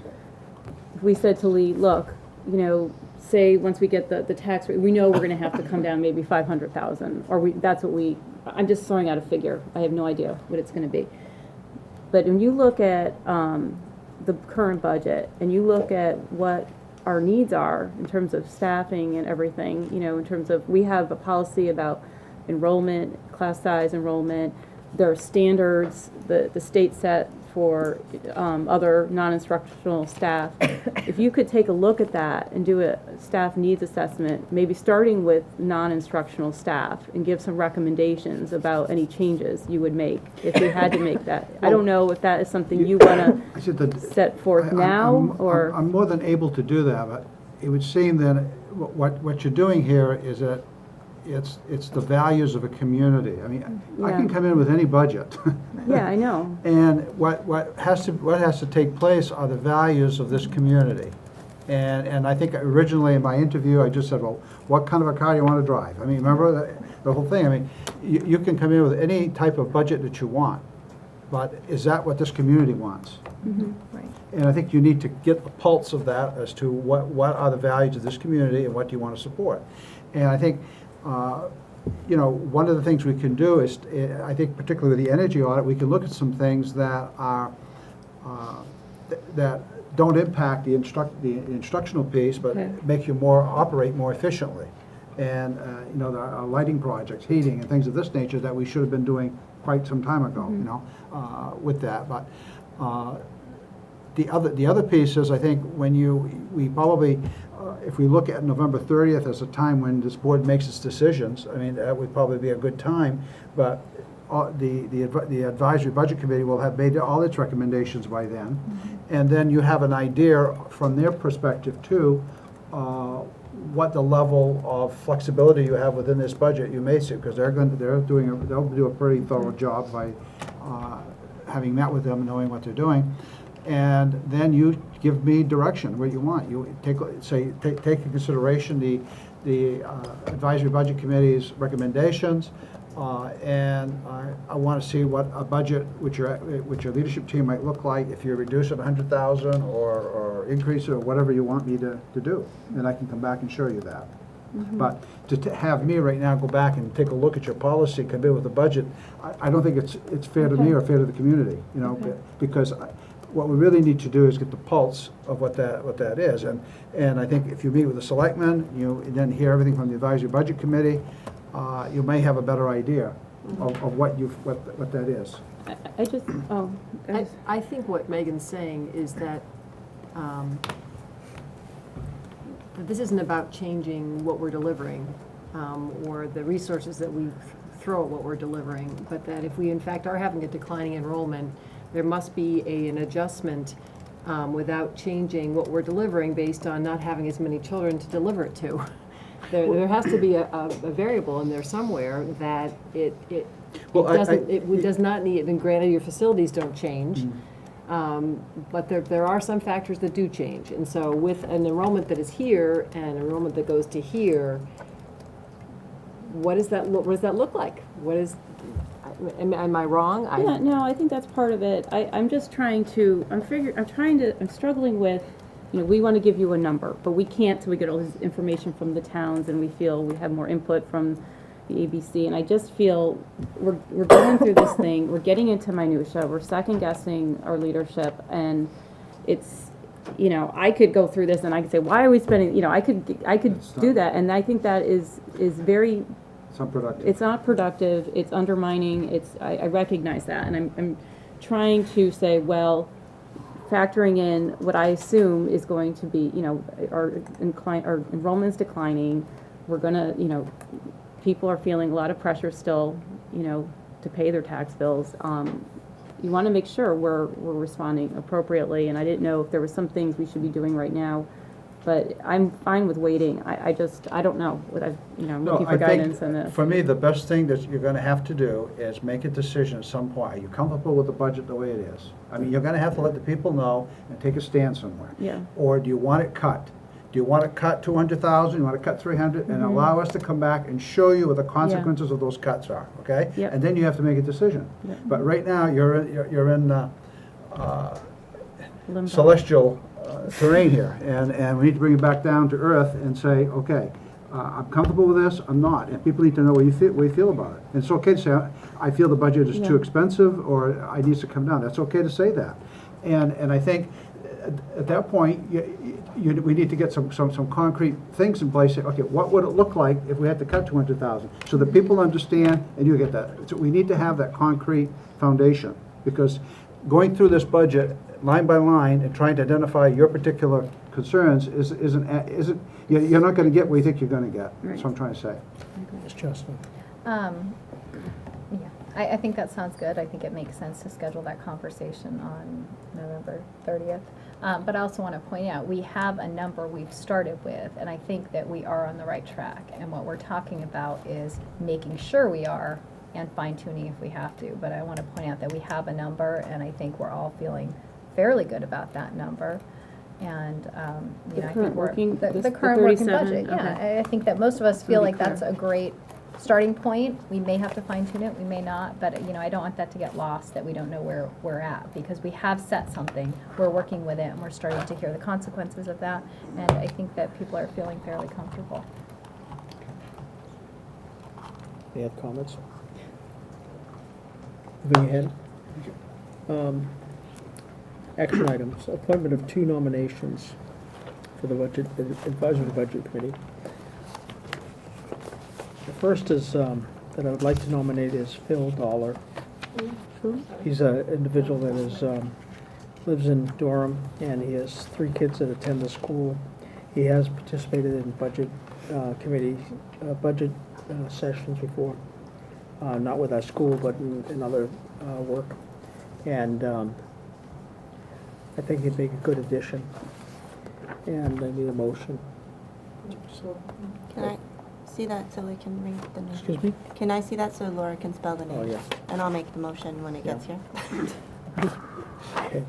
I nominate Phil Dolls. Phil, He's at the bottom. okay, Phil Dollar, exactly how it's spelled, exactly how it sounds, to the budget advisory, or advisory budget committee. And second by Ann Lane.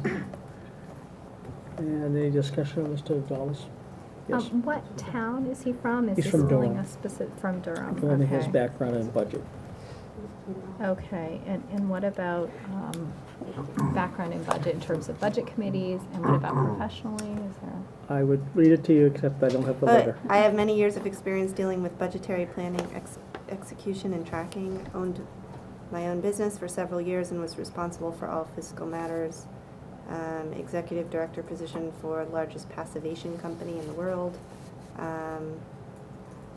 He was a member of the school site council for the Whittier School District in California. His family has lived in Durham for several generations. Okay, thank you. Yeah, he used to live back here, but he moved to California, he's moved back, and he's planning to stay. Sorry. Oh. All those in favor of the nomination? Can I ask one more question? Oh, excuse me, go I'm ahead. sorry, I'm still thinking about this. Did you read, it's late, children in the district? Yeah, three. Three, okay, I thought I heard that, okay, great. Okay, that's it. Just All curious. those in favor of the nomination? Okay, unanimous. The second, the second nomination is Steve Longhill. He lives in Lee. He was on the advisory budget committee for the town of Lee. He's been on trust fund for the cemetery and a few other committees in Lee. He has a graduate. He has two children, I believe, and no, 3 children, and they graduated from Oyster River High School in 2000, 2005, and the last one will graduate in 2014. And he has budgeting experience, forecasting, and everything else you do for the city of Lee. Yes. I make a motion to nominate Steve Longhill. Yes. Okay, good. For the advisory budget committee. Second, Jim. Second. Any discussion? All those in favor? All those opposed? We have one opposed? No, Oh, is that for or against? I voted for him. Oh, for. Okay, sorry. Unanimous. May I ask a question? Yes. What is the terms of the current advisory budget committee? I think they're on 2-year terms, so will some be coming due in March? Didn't we have it on a March date? We obviously don't want everyone with experience coming due at the same time. Well, we have everybody coming through with experience at the same time right now. Well, so it makes sense to have about half of them maybe finishing their thing this March, and then the other half maybe the following March, since they started mid-year. So some would be 2.5, and Originally, we started out with a 3-year plan. We would stagnate the terms by 3 years. And we didn't do that. They came back with this proposal to accept the full membership for 2 years, I believe it was. And that's why we have a meeting. The makeup of the committee has been the same for last year as it is this year, with no new appointments. Now, the discussion was to have 9 members. We started out with 7. We talked about 7, we went to 8, and now we want to go back to 9, as far as an odd number. And that's why 2 appointments were made. And they should be for a 3-year term. beginning now, What's that? beginning immediately. Yes. Not a March. Tom, you want to step up for a moment? Sorry to make you walk. Point of order. Yes. This isn't on the agenda. Yeah, I was going to have him clarify something. Maybe he can. You can do that. You're the chair, Henry. Okay. You're running the meeting. Tom, would you clarify the appointments that we made in the past and how the committee came back with suggestions on everybody staying on the board? The original committee chose to ask to be, or in fact, I think your charge was to decide for ourselves, and our decision for ourselves was to stay 2 years. Okay. And we've lost 2 members, Jay Hilliard, Dave Prue, We've gained 2, No, which I Bill think, Bryan as well. yes, but he's been replaced already. we've gained 2 recently. So they're, if they were to stay 2 years, we would be starting a graduated membership. Okay, then, to clarify in my mind, when would their 2 years be up, these 2 members? For the 2 you just nominated, Yes. 2 years from today? as you decide. Okay. Sorry to confuse them. I guess we need to make a decision then on the term of these 2 individuals. Everybody else is up this year. Well, no, the 2 recent members were added. That's true. That's true. So we need to decide on the term of these 2 people. I recommend not as little as 1 year, because in 1 year, No. there's a lot to learn. Yeah. Wait, Yes. everyone else is 2 years? 2 years as of, well, we put them in place in October. We started on October 26th a year ago. What, I don't know. So make it 2 Why not years. keep it 2 years? I don't see, unless you think 3, I mean, people want to do it. 2 years from what date? From today, the date Yeah. It's they're, rough, it's pretty close to October Retroactive from November 26th. 1st. say November 1st. November 1st. Round it out, I don't know. Okay. There was a reason why it should be, I think, if it, didn't we put it in there, charge to have it in March? I know we discussed that, I don't know whether we put it in there, I don't have it in front of me. I don't know. I wasn't on the board when you guys. Have it come due in March. Well, originally we started out with spacing them out 1/3, 1/3, 1/3. And then the committee Right. themselves, we gave them the authority to decide for themselves. They decided on a 2-year term. I know. So, we need to make a decision on this term, the term of these 2 individuals. Ms. Jim. I move that these 2 individuals be appointed to a 2-year term beginning retroactively to the 1st of November to expire the 1st of November 2014. Second. Oh, that's 3-year term. There you go. Is that a 3-year term? Oh, that's a 3-year What year are term. we in? We're in 2011. I gotta amend that one. Who'd have known? So you're saying 13. That's right. We're getting diminishing returns after 10 I o'clock. was never good at math, Henry. Okay. So they would go from November 1st of this year Yeah. to 2/13. Yes. 1 plus 2 is Yeah, 3. whatever. 30th. Yeah, 215. Okay. So the motion's been made, second? No, Yes, Second. Ann. Okay, discussion? Yes, Ann. I just think November is a really bad time to have people come on to the advisory budget committee. It's just the worst time of year to have new people come onto this committee. If we can avoid that, I mean, granted, these people are coming on now, but if we could have them next round, have them end at any other time other than November, I think that would be About coming on now When and do you, ending in when do you, March. may I ask, when do you suggest? March. Okay, let's make it March. These people get a little extra. Okay. It's a big deal. So what's the proposal? We need to, somebody to amend it. We would have. Let somebody more- else say it. I'll make. Yeah, go ahead. I'd like to amend the motion to have the term begin immediately upon the vote we just did and terminate on March 2014. What day, March? March 1st? Sure. March 1st. Was this the first Tuesday in March? 2014. To I'm just thinking, coincide is with that, Columbus okay, Day? March, No. does that make sense? March 1st, 2014? Just, yeah, that's sufficient. Okay, I made that, you gotta vote on my motion to amend now. Okay. Second? second. Second, Ann Lane. Any further discussion? All those in favor? To the amended motion. The amended motion? Yes. Now we have a new motion. Okay.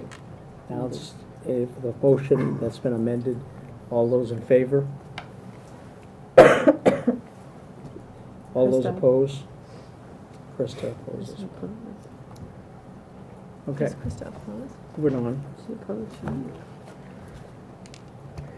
Public comments. Any more public comments? Denise Day Durham, and I just heard in the discussion of the budget that it's important to take the pulse of the community. So I will say I am in favor of buying 2 new school buses, because even if you do find efficiencies, which hopefully you will, I believe I heard Lisa say that we have some really aging buses, and in my opinion, I don't think that we would be able to find that much consolidation. So I support education. Yes, I am also obviously don't want to see frivolous spending, but I believe strongly that, everything that we saw in guidance presentation tonight, that doesn't just happen. That's the effort of a lot of committed individuals, but it's also an investment in our community. And I am absolutely in favor of that investment. And I did speak at a prior meeting about my support of our transportation, of our bus drivers that do such a fabulous job. And, I do support that. So that's it. Thanks. Thank you.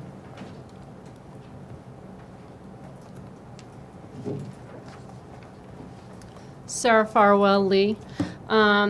I want to say 3 things, and I'll try to keep them brief. 1, thank you, Superintendent Levesque, for reminding all of us, the community members and the board, that you can come in with any budget. It has to be a budget that this community can support, and that takes into account the values of the people in this community. I think that's just so important. You can come up with any number. 2, the superintendent search.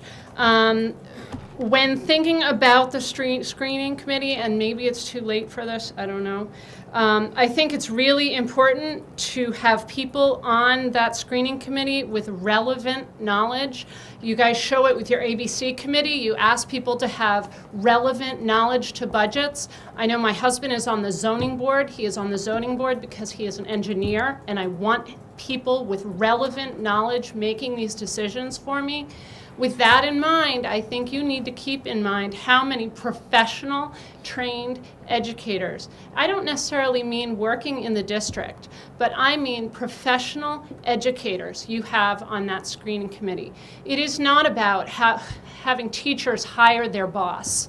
It is about having people in there who know the business of education. And it is about having those people make the decisions for the education of the children and the families in this school district. The last thing I would like to talk about, I just am looking at these ABC budget recommendations, and again, I don't know if this is relevant or not, but I'm going to throw in my opinion. The only one I have a really strong opinion is the one about technology that talks about examining the cost of student laptop one-to-one ratio, and that being maybe students using their own devices. I know my family makes decisions. We have to make tough budgetary decisions. I chose to be a stay-at-home mom. My husband chose to work for himself. We made those decisions. We make really strong decisions about technology. We don't have a lot of it. And so to send my 3 children to a public school and have a requirement be that they bring their own laptop to school, maybe you could do that at high school. Maybe I could support it at a high school level. I can tell you, I do not want my 5th grader being responsible for bringing a laptop to and from school, nor do I want to have to fund 3 laptops for my family of 3 children. Okay, thank you.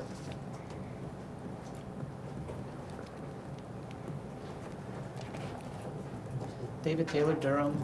I want to comment on the nominations to the ABC. I don't know either one of the gentlemen who were elected tonight. I want to comment about the process. The process just seemed odd to me.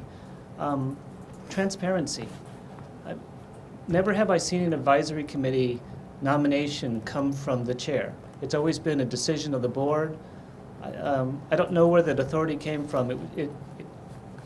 Unfortunately, it looks like cronyism, like someone that Henry knew and just put forward.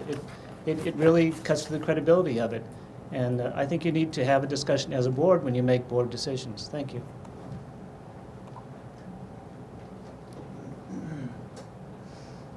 Any public comments? Okay, moving on. Our next meeting will be on the future meetings.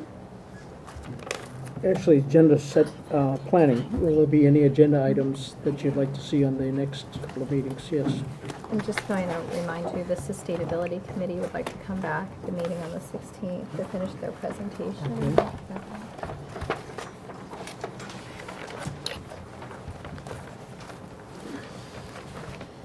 Any other comments? Yes, We're talking about agenda planning. yes. Future dates, future meeting dates. We have a meeting on the 9th of November, and on the 30th of November, those are budget workshops. Those will be with the ABC meetings.